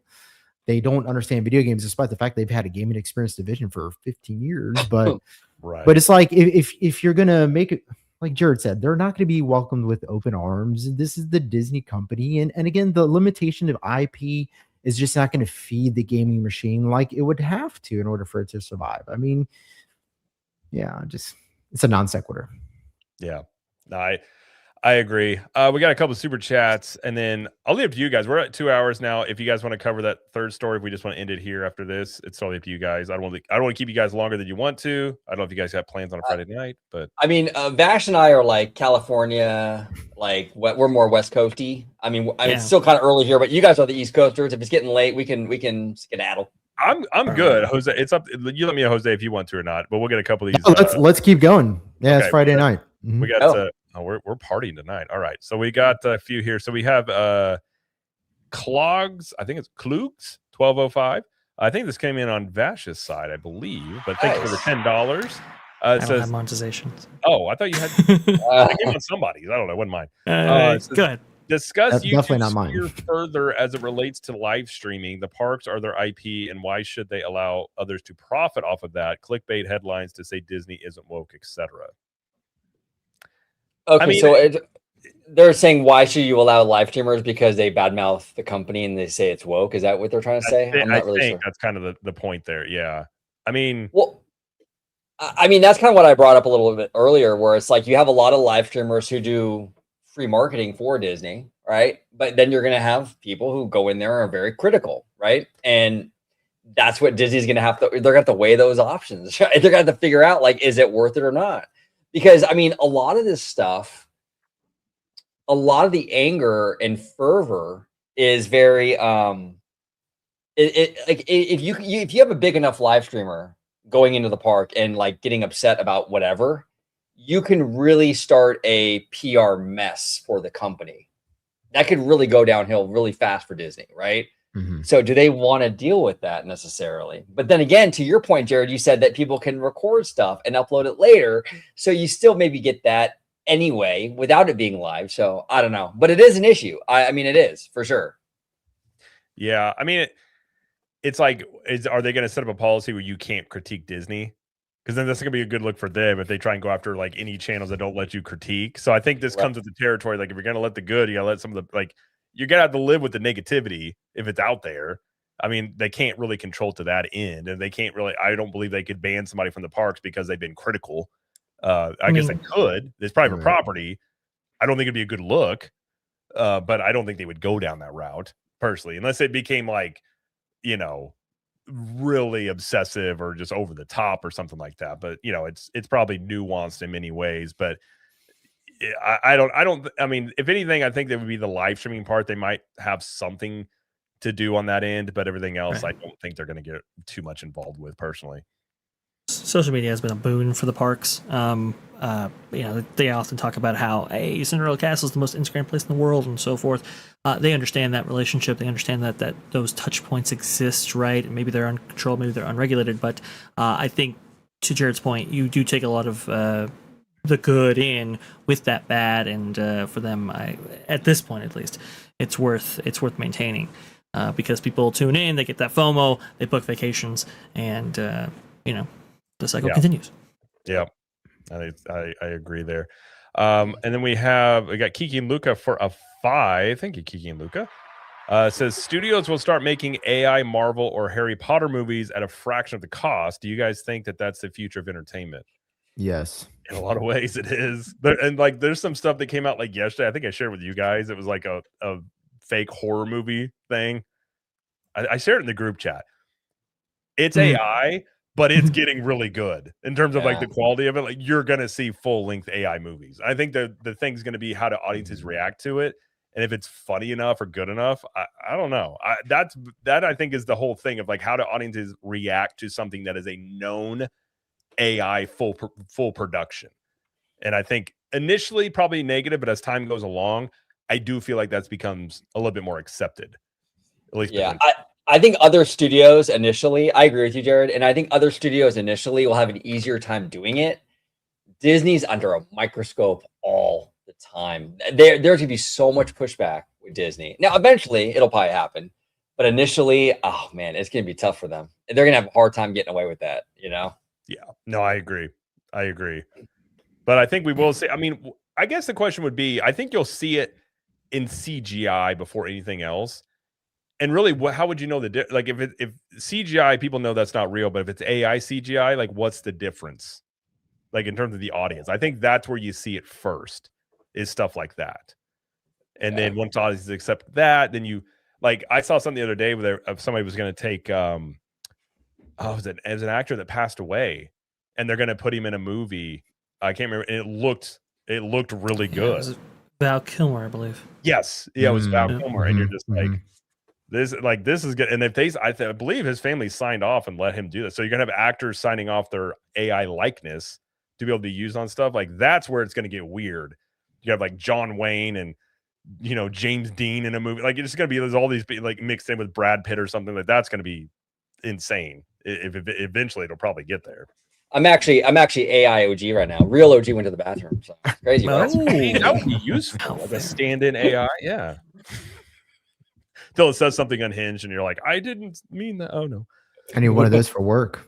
There you Absolutely. go. I mean, it'll get there. So, all right, let's talk about our last story we have of the night. And I think, do you have this one on the stage here, Vash? I do. Let me go ahead and remove the other thing. There you go. It's on the stage right now. As you heard, this is 4 days ago at this point, March 16th. Dana Walden, before that amazing earnings, or I should say shareholders meeting that you heard on Wednesday, that cements Dana Walden in that chief creative officer position and president, and Josh Giamaro as the CEO of the Walt Disney Company. Right before that actually occurred, there were a number of appointments made below Dana's divisions, and some of those were in TV, some of those were in streaming, but the one that we're most interested in when it comes to this story is the Disney Entertainment Television chairman, or Deborah O'Connell, as she is known. Deborah O'Connell is very interesting when it comes to the history of her executive-ship, because she was kind of, I think, Bob Iger's gal. At least she was brought in to help assist with what maybe Chapek left behind, and that was an ABC newsroom that was in a bit of chaos, which was very, very interesting. So if we go back to her history right here, let's see if I can bring this up. Yes, she was brought in to oversee news at Disney in a leadership position ahead of Kim Godwin, who was in that role overseeing ABC News, and this was going to be back in, I believe, February of 2024. So we got to go back just a little bit, and we're setting up the history here, folks, because there's been some interesting things that have happened recently involving Deborah's division. We'll get into that in just a moment. But she comes in, and it is, it's very chaotic there. You can see right here. This is May 3rd, 2024. Patience wears thin at ABC News as frustrated staffers wonder when Disney will make new leadership changes. New York Post actually saying upon Deborah O'Connell coming in that Kim Godwin's days could be numbered, and they were. Actually, 3 months after that appointment in May, it looks like Kim Godwin stepped down. I think she was forced out because Deborah O'Connell was there to clean things up. But that didn't stop her from having to clean up other messes. Everybody will remember this whole thing. Yes, with George Stephanopoulos having to pay a $15 million settlement, or I should say ABC, having to pay a $15 million settlement to Trump, because there were some comments made by George Stephanopoulos that, in actually Deborah O'Connell's view, were seen as not objective, interestingly enough. Apparently, she was furious at what George Stephanopoulos ended up doing with their program. putting them in, heat with the incoming president and so forth. At that time, obviously, the election had not actually taken place. But upon that election taking place in November of 2024, Deborah O'Connell, that is, sits down with Susie Wiles. You don't know what that name is. That is at this juncture, she was still head of Trump's campaign, and then soon to be his chief of staff. This was actually a very surprising meal that Deborah O'Connell had with this particular person right here, because a lot of people were questioning whether or not, at this time anyway, whether or not Disney would play ball. Apparently, they did. At least Deborah O'Connell did anyway, and that's what ultimately forced ABC to settle and,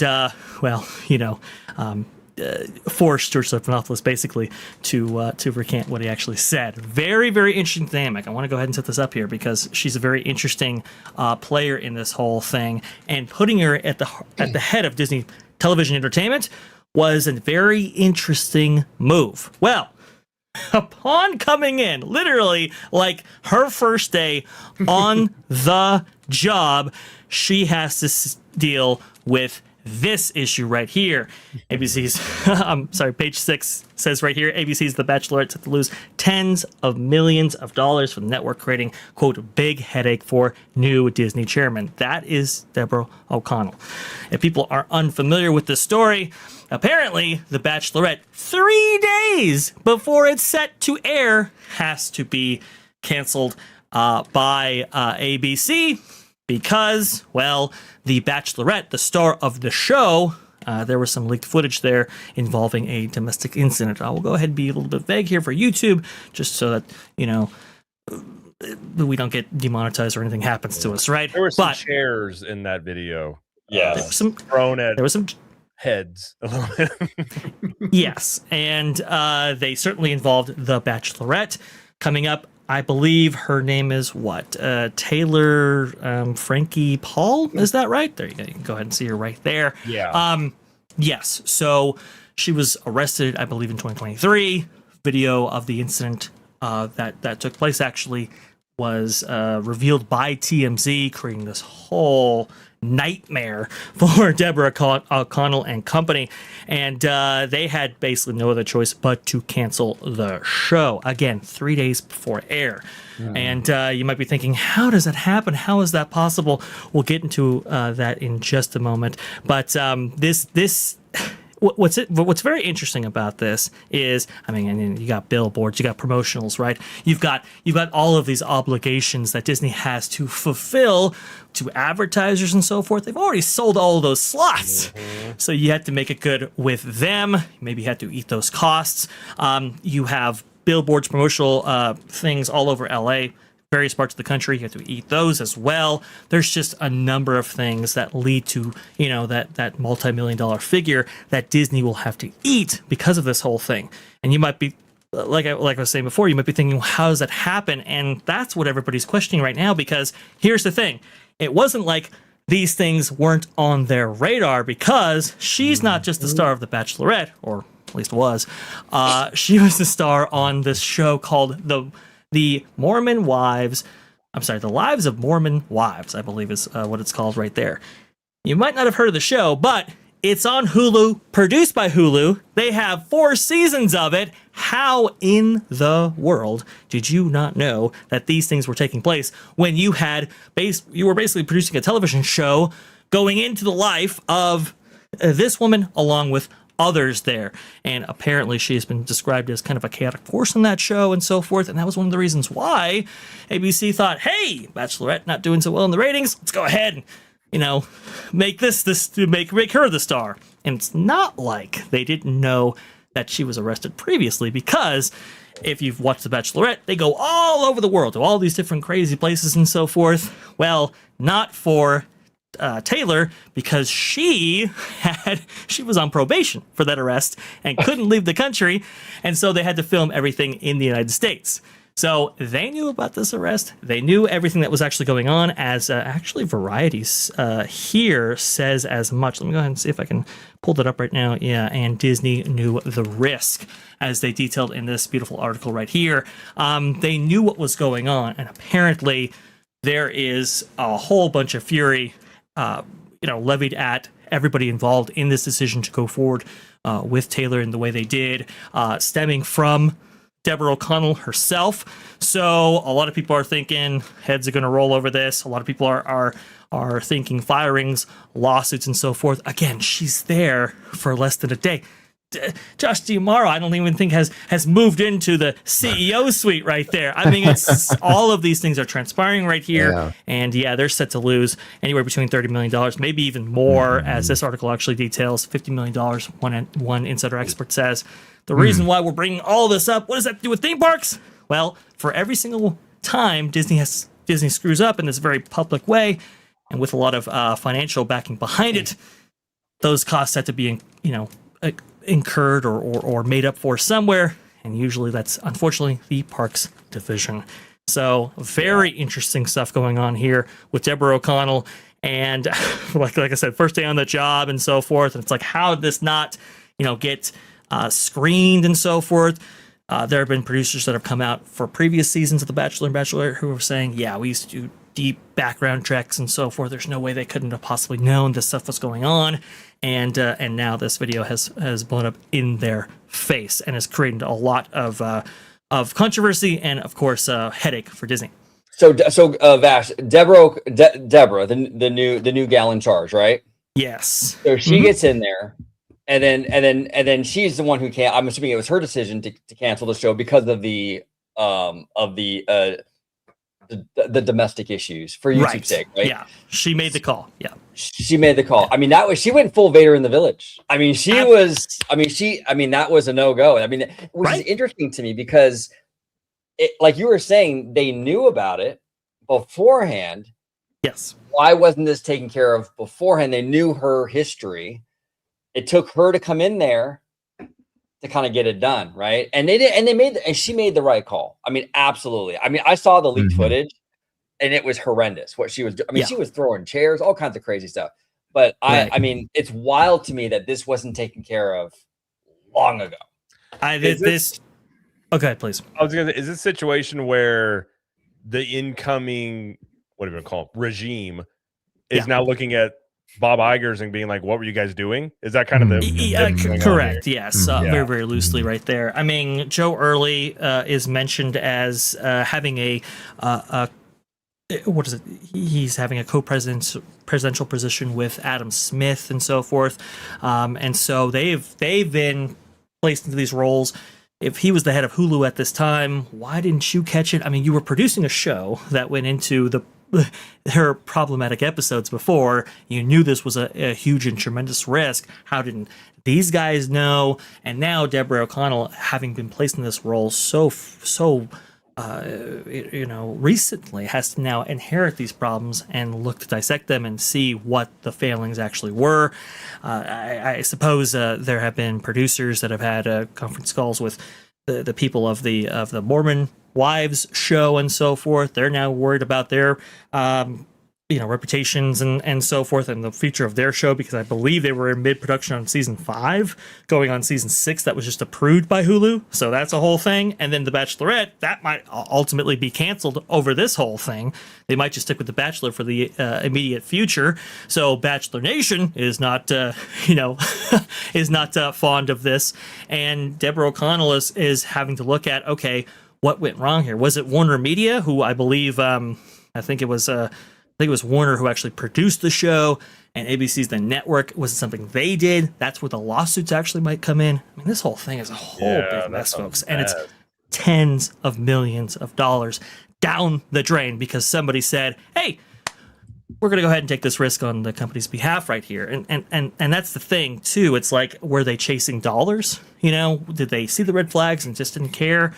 There's going to be a lot to suss out here in the coming weeks.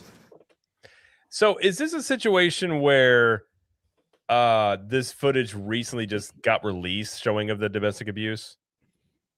It was leaked by TMZ. Okay, because this kind of reminds me of, you guys remember the whole Ray Rice issue years and years ago, where you heard about it and you're like, that's bad. Baltimore Ravens, yes. Evidence comes out and it's like, oh my gosh, and then it becomes like that. This seems very similar to me of like, once you see it in that type of situation, it changes the dynamic. So maybe if they knew that was there, but they didn't know this footage was existing, which I would still say it's like that's still a huge risk to do this in that situation. There have been differing reports on this. So, like the Baltimore Ravens situation, as you detailed out, right? The thing that made that so bad is because the NFL knew of that footage, knew it existed, and handled it internally and penalized him. I believe suspending him for, I think it was 4 or 6 games or something like that. And then once the video came out, they suspended him like the entire year. Yeah, exactly. And his career was done after that. Yeah. Right, and Baltimore Ravens dropped him and so forth. In this situation, they knew she'd have been arrested, right? Because there were those limitations placed on the show and where they can actually shoot based on her probation. They knew that her life was well documented as part of the other show, which she was cast from for The Bachelorette. So you kind of knew all these things. There's been some disagreement on whether or not Disney knew of the video. But you knew of these issues surrounding her life. I mean, a lot of the charges that were initially she was charged with, right?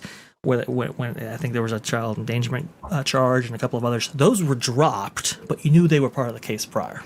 So it's kind of like I think this is a situation where they kind of set themselves up for failure. So basically, DeMauro starting off his tenure with a huge headache on this end. And then, here's the interesting thing. Let's say they find, now this would get into, we were talking about, like, what would DeMauro do with Bob Iger still in the building? Let's say they come to find out that this was, like, Iger knew or whatever, maybe this high up. I'm curious what if Disney would just eat that cost and not say anything? Because I have the feeling they still want to protect Iger. Let's just say in this scenario, it fell on him and he gave the okay and said do it anyways. I wonder if they're in a way in which they would actually like call that stuff out from the old corporate leadership, or if they would just kind of they want to play nice with that. Because this seems to me like this could get a very sticky situation legally, and you're talking like setting it off on the wrong foot under new leadership. Like this has got to be just a massive headache to deal with. I think based on what we saw when DeMauro took over that day, just a few days ago, right? And the big push, the thank you Bob stuff. Remember all the thank you Bob stuff? All the thank you Bob and all the montages of thank you Bob Iger. I think there's a big push at Disney right now to keep Bob Iger's legacy intact. So I don't think, unless they're really forced into a position to do so, I don't think they're going to condemn or denounce Bob Iger. I don't see that happening. Now they might be forced into that. I don't know. The only thing I can see that is like legally speaking, if something came out, I don't think Disney would, but if legal proceedings happen or something, that could get where it gets kind of interesting. I think the people closest to the show, something might happen to them, right? They might get fired, they might get blamed, those kind of things. I mean, OG, you're exactly right with Vader to the Village. When it comes to Deborah O'Connell, she doesn't mess around. She does not fuss around. She is no nonsense. She is very cold. She's a straight shooter, right? She's very tough, and that's why she was put in the position of chairman of Disney Television Entertainment to begin with, because she's going to make those tough calls, and whether or not that is Disney keeping linear or not, all those things kind of fall under her purview now. So I would imagine that I don't think it gets back to Bob Iger, but I do think a lot of the people attached to this show and closest to it and so forth who saw the warning signs, I think those people, something might happen to them. I wouldn't be shocked if Joe Early, now the co-president of Disney CTC strategy, actually some of the blame falls on him because he was at Hulu. He knew that this stuff was going on, and yet maybe he was involved in the process and didn't actually say anything. Like those kinds of people, it might come down on them. Well, here's the thing, and 2010 Countdown brings up a great point, right? Wasn't Dana Walden in charge of the TV stuff? She was, but here's the thing with that. This is where there is a little bit of nuance here, because it was Dana Walden who put this Deborah gal in this position, and Deborah went Vader in the Village and cut this stuff out. I'm wondering if Dana's hands were tied during this whole thing from her boss, because it seems like once she had the freedom to do whatever she wanted, it seemed like she acted on it when she had the. I mean, I don't know for sure. I'm not I'm not an insider by any means, but it seems like the minute Bob Iger left, they were sort of able to handle it. The So maybe it timing of wasn't it's on interest- her. Yeah, it's like immediately is the interesting part of like the timing of it. Right. So this is very interesting. So Dana would have been above Joe, which would have been above Hulu and so forth, and the various networks. It might not have been a call that Dana actually made. I know Dana is involved now, as detailed by a report from, I think it was the Hollywood Reporter, that said that Dana had given the call to some of the producers there closest to the show. I know Deborah's involved now. So a lot of these executives are involved now. I don't know the breadth of their involvement that happened before, but this was a, I suppose a cascading failure on multiple levels. There's no question about that. What I'd be most interested in to see from this point here is who exactly gets the blame, who exactly they're saying is at fault, whether or not they actually sue Warner Brothers because they produced the show ultimately. They're just a network that actually hosts it. That might be an interesting thing to see. The other thing too that might happen here is some of these positions that have already been outlined by Dana. They might get shuffled around once again because of all of this. I'm trying to, see what the ultimate penalties of this might be. Bachelorette, I think, might be canceled indefinitely in the short term. I don't know what happens with the Mormon Wives show. They might just go with The Bachelor. I think they're doing reruns of American Idol in its place, which a lot of people were like, "Hey, put the Muppets there." No, that's not going to happen. Let's have some justice for the Muppets. I love the Muppets. But right, yeah, exactly. I love them. But Lucas is saying, why are you guys saying that Iger is destroying the Disney brand? Well, I don't think we're saying that. I think that in this situation, though, Lucas, it seems like there's some weirdness going on, right? With this whole situation where it is a little bit of a quinky dink that the day Iger left and the day DeMauro took over, this went down. All this stuff happens. Yeah. So we're not saying he ruined the Disney brand. I was actually on a video just the other day with Seymour saying that I think Bob Iger did a lot of great things for Disney. I think that a lot of the stuff that he did was great, but this does seem a little fishy. And I think we should just be honest about that. I mean, sure. And again, yeah. And maybe there's no issue there with Bob Iger. I don't really know, but it looks like it. It's also, of course, optics wise, it looks terrible. There's no question about that. Yeah. It's also very go ahead, Jose. You go ahead. I was going to say the person that's the least has no probably dirt on them about this is DeMauro, because he was in the park side. He's just like, what are you guys doing over there? Yeah. Well, you got a warm welcome to the entertainment side. I'll say that. Right. Yeah. Yeah, and the interesting thing about this story as well is, and as people are bringing up in various chats right now, is talking about Jimmy Kimmel, right? And Dana Walden had her. She had her name all plastered around that situation. That wasn't a good look for her, and ultimately, I think that was the final nail in the coffin. That took the CEO ship from her.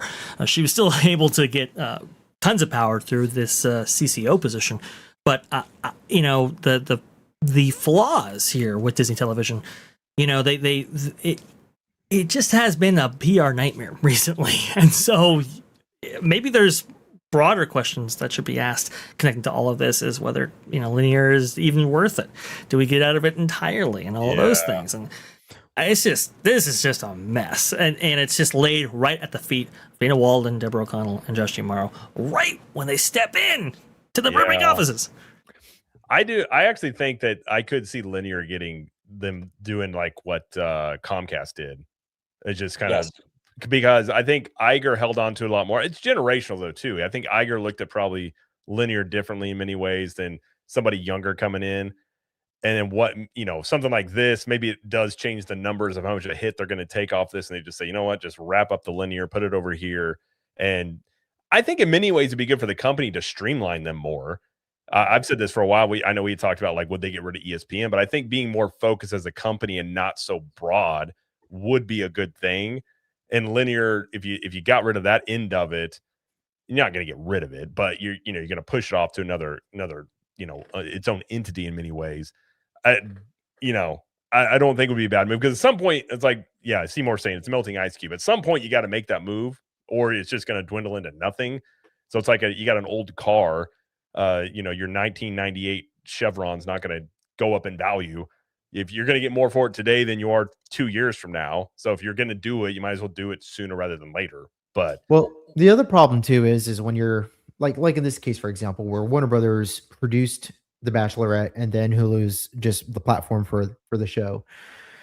Disney in this case has no control over talent management and how the studio controls their prima donnas, which is a big part of Hollywood because you have a lot of prima donnas who lash out with behavior. I mean, you have Shia LaBeouf, Chevy Chase, Ezra Miller, this lady here. I mean, the list goes on and on and on about these celebrities who really it's just a matter of getting through the production and having a handler make sure. What's her name? Snow White. And having a handler, Rachel Zegler, thank you, and having a handler to make sure that they don't sink the ship before it sails. Right. That has been par for the course for Hollywood for the last 100 years. Nothing different here. The difference is that Disney is involved, and Disney, out of all the studios in Hollywood, probably has the best reputation of controlling their talent and making sure they play by Disney's rules and not their own rules, and make sure if there is an incident that is swept under the rug. In this particular case, it wasn't been able to sweep under the rug, and now it looks like it's Warner Brothers talent, which again, the Ezra Miller debacle, that was theirs too, right? So they could make the case here if they wanted to get into a litigation that Warner Brothers doesn't handle their talent as well as Disney does, and that can set them up for a liability case. So I don't think this is new. I don't think that it would detract. I don't think this would be a reason for them to eliminate linear. Obviously Smelt and Ice Cube. There are other reasons, but this is also part of business in Hollywood too. And I unfortunately, this is happening all the time. This is just one of those instances that have percolated to the surface and have become visible.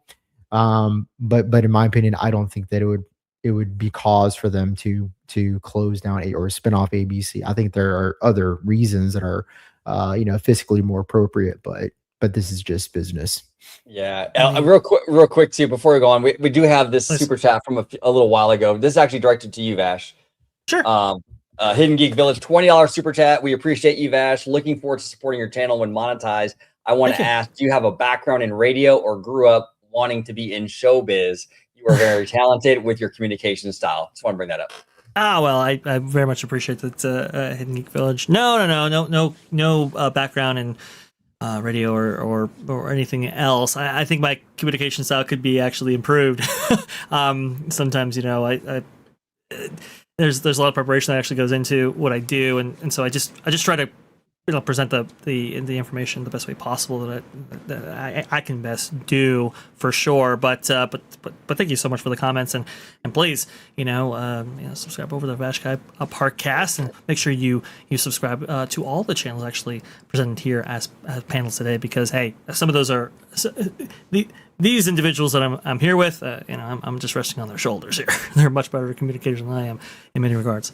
Well, I was gonna say, yeah, be sure to subscribe to Vash, everybody else. But I will say, you do now that they mentioned that, I could totally hear your voice on like an AM like morning jock radio thing, which I didn't even know. My wife, every time we drive to Orlando, it's always on the radio. I'm like, why do you listen to this? Because I didn't even know that's a thing still. But with the podcast, that format's so strange to me that they have that same cadence of everything they do. Like I can feel like if you had to force yourself into it, you could, but I feel like it's probably not the industry to get into. It's kind of a dwindling one. But do you ever notice, and this is weird, and we always go on side quests here on this show, which I love. Sure. But do you notice people back in the day, like in the 30s, how they talked different? Oh yeah, they talked. Yeah, no, see, yes, 1939. Right.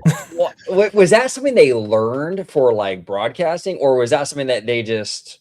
I think they had to project quality because the signal was so bad because it was done on AM radio, and so they had to alter their voice in order for it to come out. In a way that was audible. Yeah. See, it's Vash in the AM. It's got a ring to it. Yeah. Vash in the AM. Well, no, I was very influenced. Like I would go to sleep at night in like my high school years and so forth to Loveline back in the day. I did too. I used to, I'd put that on. I do. So to this day, what I listen to, which if you want to go on side quests, I will go on this side quest. We'll Sure. be here 4 in.the morning. Is the Y Files? You guys listen to the Y Files? Right? Yeah. Do you know? Okay, A little bit. Yeah. Go ahead. Oh man, that I put that on every night when I go to bed. I usually put it on. It's like if you like UFOs or just weird stories or like spooky stories, it's a great channel. I love that thing. I can listen to that. That's like my old school love line. I can just listen to like a compilation for like 4 hours and I'm out like a light. You know how you know I am a California person all the way through and through. Yeah. Is my go-to show on the radio for years was Big Boy's Neighborhood on Power 106. That's California right there. I don't know if Jared and Jose will know. Nope. No. They never made their way over here. Power 106 is a hip hop station. In the morning, Big Boy's Neighborhood was the morning show for years, and that was my go-to on the radio. Yeah, what was big down here was Power Pig 93.3 FLZ. That was run by Bubba the Love Sponge. That was pretty big over here. And you also had MJ and BJ in the morning, which were a big Tampa local radio station. They were really popular for their prank calls. They had a guy called the Crotchety Old Man, which was this character they created who would prank call, and every situation he would get in was like a life or death scenario. It was just a really funny prank call. Like what was the other prank callers? They're really funny.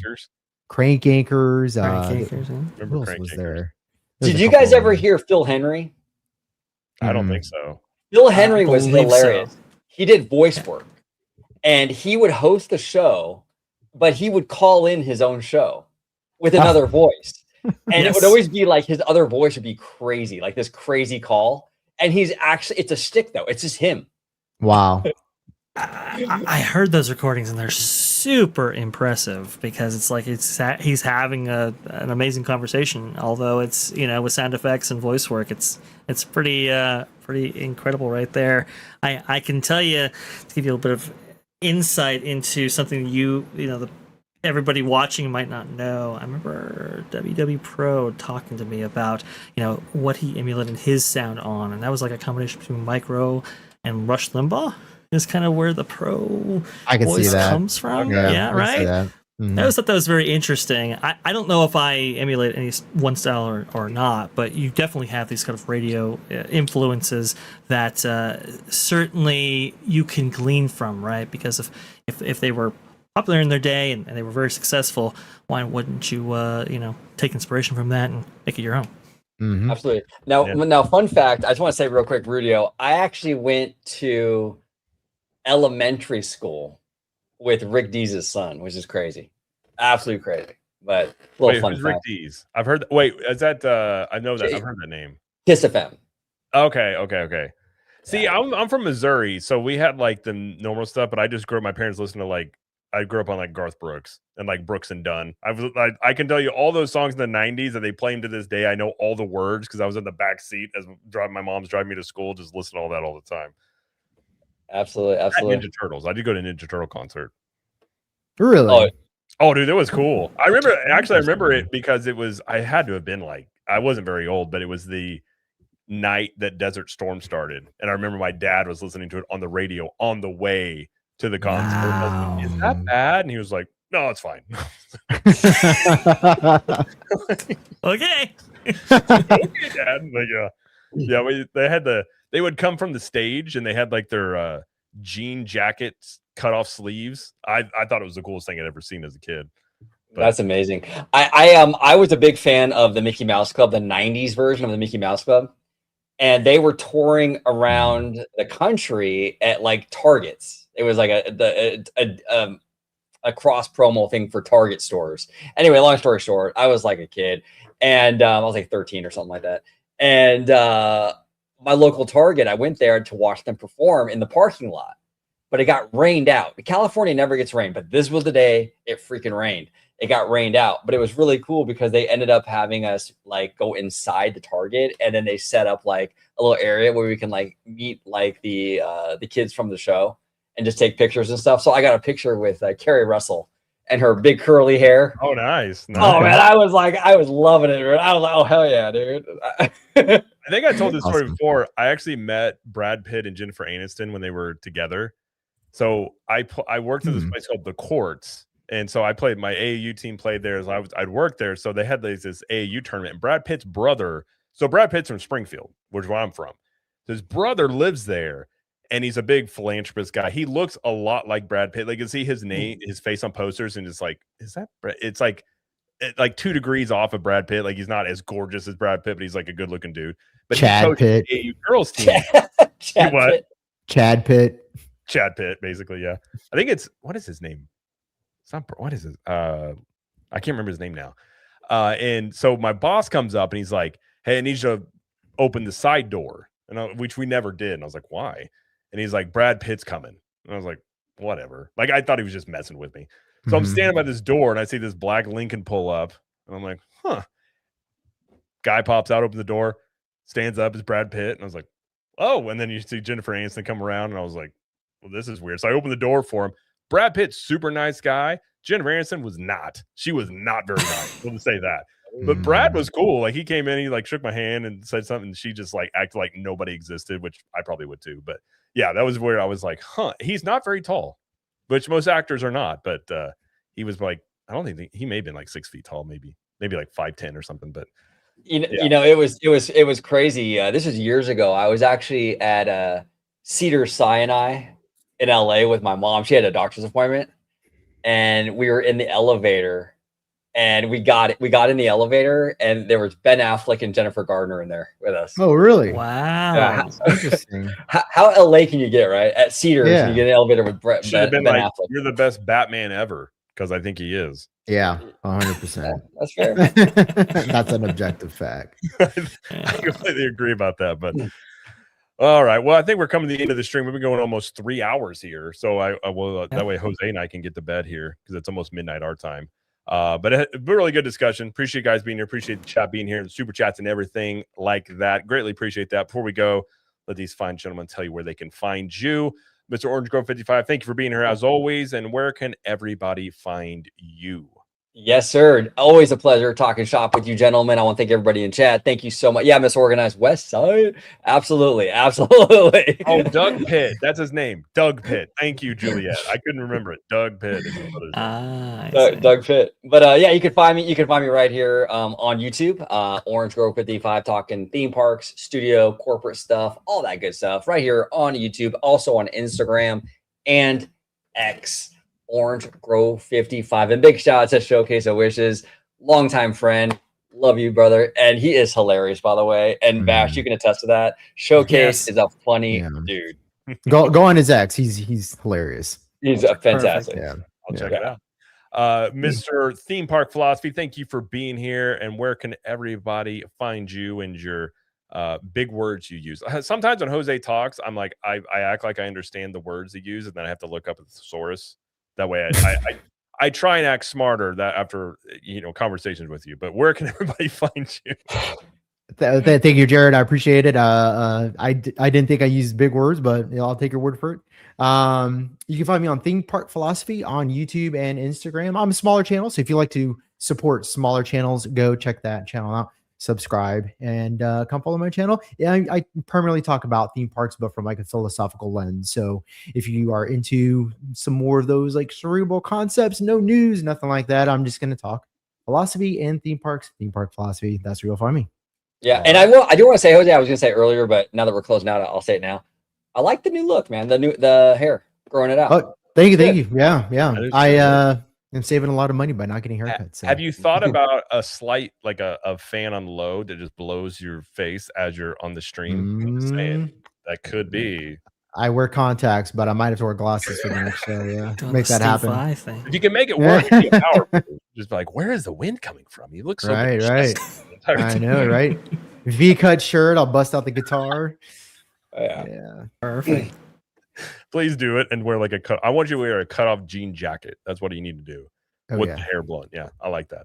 And we should real quick before that, we should all actually like maybe one day when we do like a theme park and that's really heavily corporate talk, we should all dress like standard Bob Iger with the collar shirt, no tie. Yes. I'm down. I'm 100% down. Can mine be cut off sleeve though, just to make it a little bit more like bro? Just like Oh, I'm yeah. the bro. I'm the bro Iger, not Bob. Bro Iger. Bro Iger. I love it. I love it. Love it. That's a Bob great Iger's idea. just brony, maybe. We'll see. Nothing but cardigans and quarter zips. There you go. There you go. Zipped all the way down, is of course. But Mr. Vash Sky, thank you for being here yet again. Appreciate your insights and your knowledge on all this stuff. So anytime you want to come back on, you're always welcome. Had a great time. Where can everybody find you? And be sure to subscribe to Vash, all these guys as well. Go give them a sub. Great channels. Where can they find you? Where they can find me is going to be at Vash Sky ParkCast. We have launched our own channel, and we have hit some big milestones recently, actually hitting 2,000 subscribers, and also, too, that first level of monetization. That's going to be super, super cool. We can actually debut memberships. They're going to be coming to you as soon as we get approved. I've got some really great ideas for you. Definitely go ahead and check out Vash Sky ParkCast, where we stream every single Wednesday at 2 p.m. Eastern and Thursdays at 7 p.m. Eastern. At least right now. Maybe we have additional streams in the future, but to get notified of those things, go ahead and hit the subscribe button and hit that notification bell so that you are notified whenever we go live. I try to, I bring on various perspectives, talk about theme parks, I talk about the history of them and theme park news and all of that. So if you really like that, kind of content, we definitely have a lot of that to share, but we've been recently going into the executive shakeup and so forth, and had OG55 on to talk about that, and it's been a really great discussion. So if you're into that kind of thing, go ahead and check out Vash Sky ParkCast. I like that. I need to up my production value now. I need to do something. After Seymour Duck's intro the other day, I was just like, what am I even doing on my channel? I don't even have late night intros anymore. But Seymour's a G with it, bro. Like Seymour, like his graphics and the whole thing are crazy. I love it. Yeah, I had an intro with my face. I'm like, how'd you get that? I was thinking I was in the bathroom and he had that picture. I don't know where he got it, but no, be sure to check out everybody's channel here. And I thank you guys again for being here. Thank you everybody in the chat for hanging out. Thank you for the super chats and just the overall interaction. We greatly appreciate it. And everybody have a great night, a great weekend, and we will see you guys on the next one. See you guys later. Bye. Bye-bye.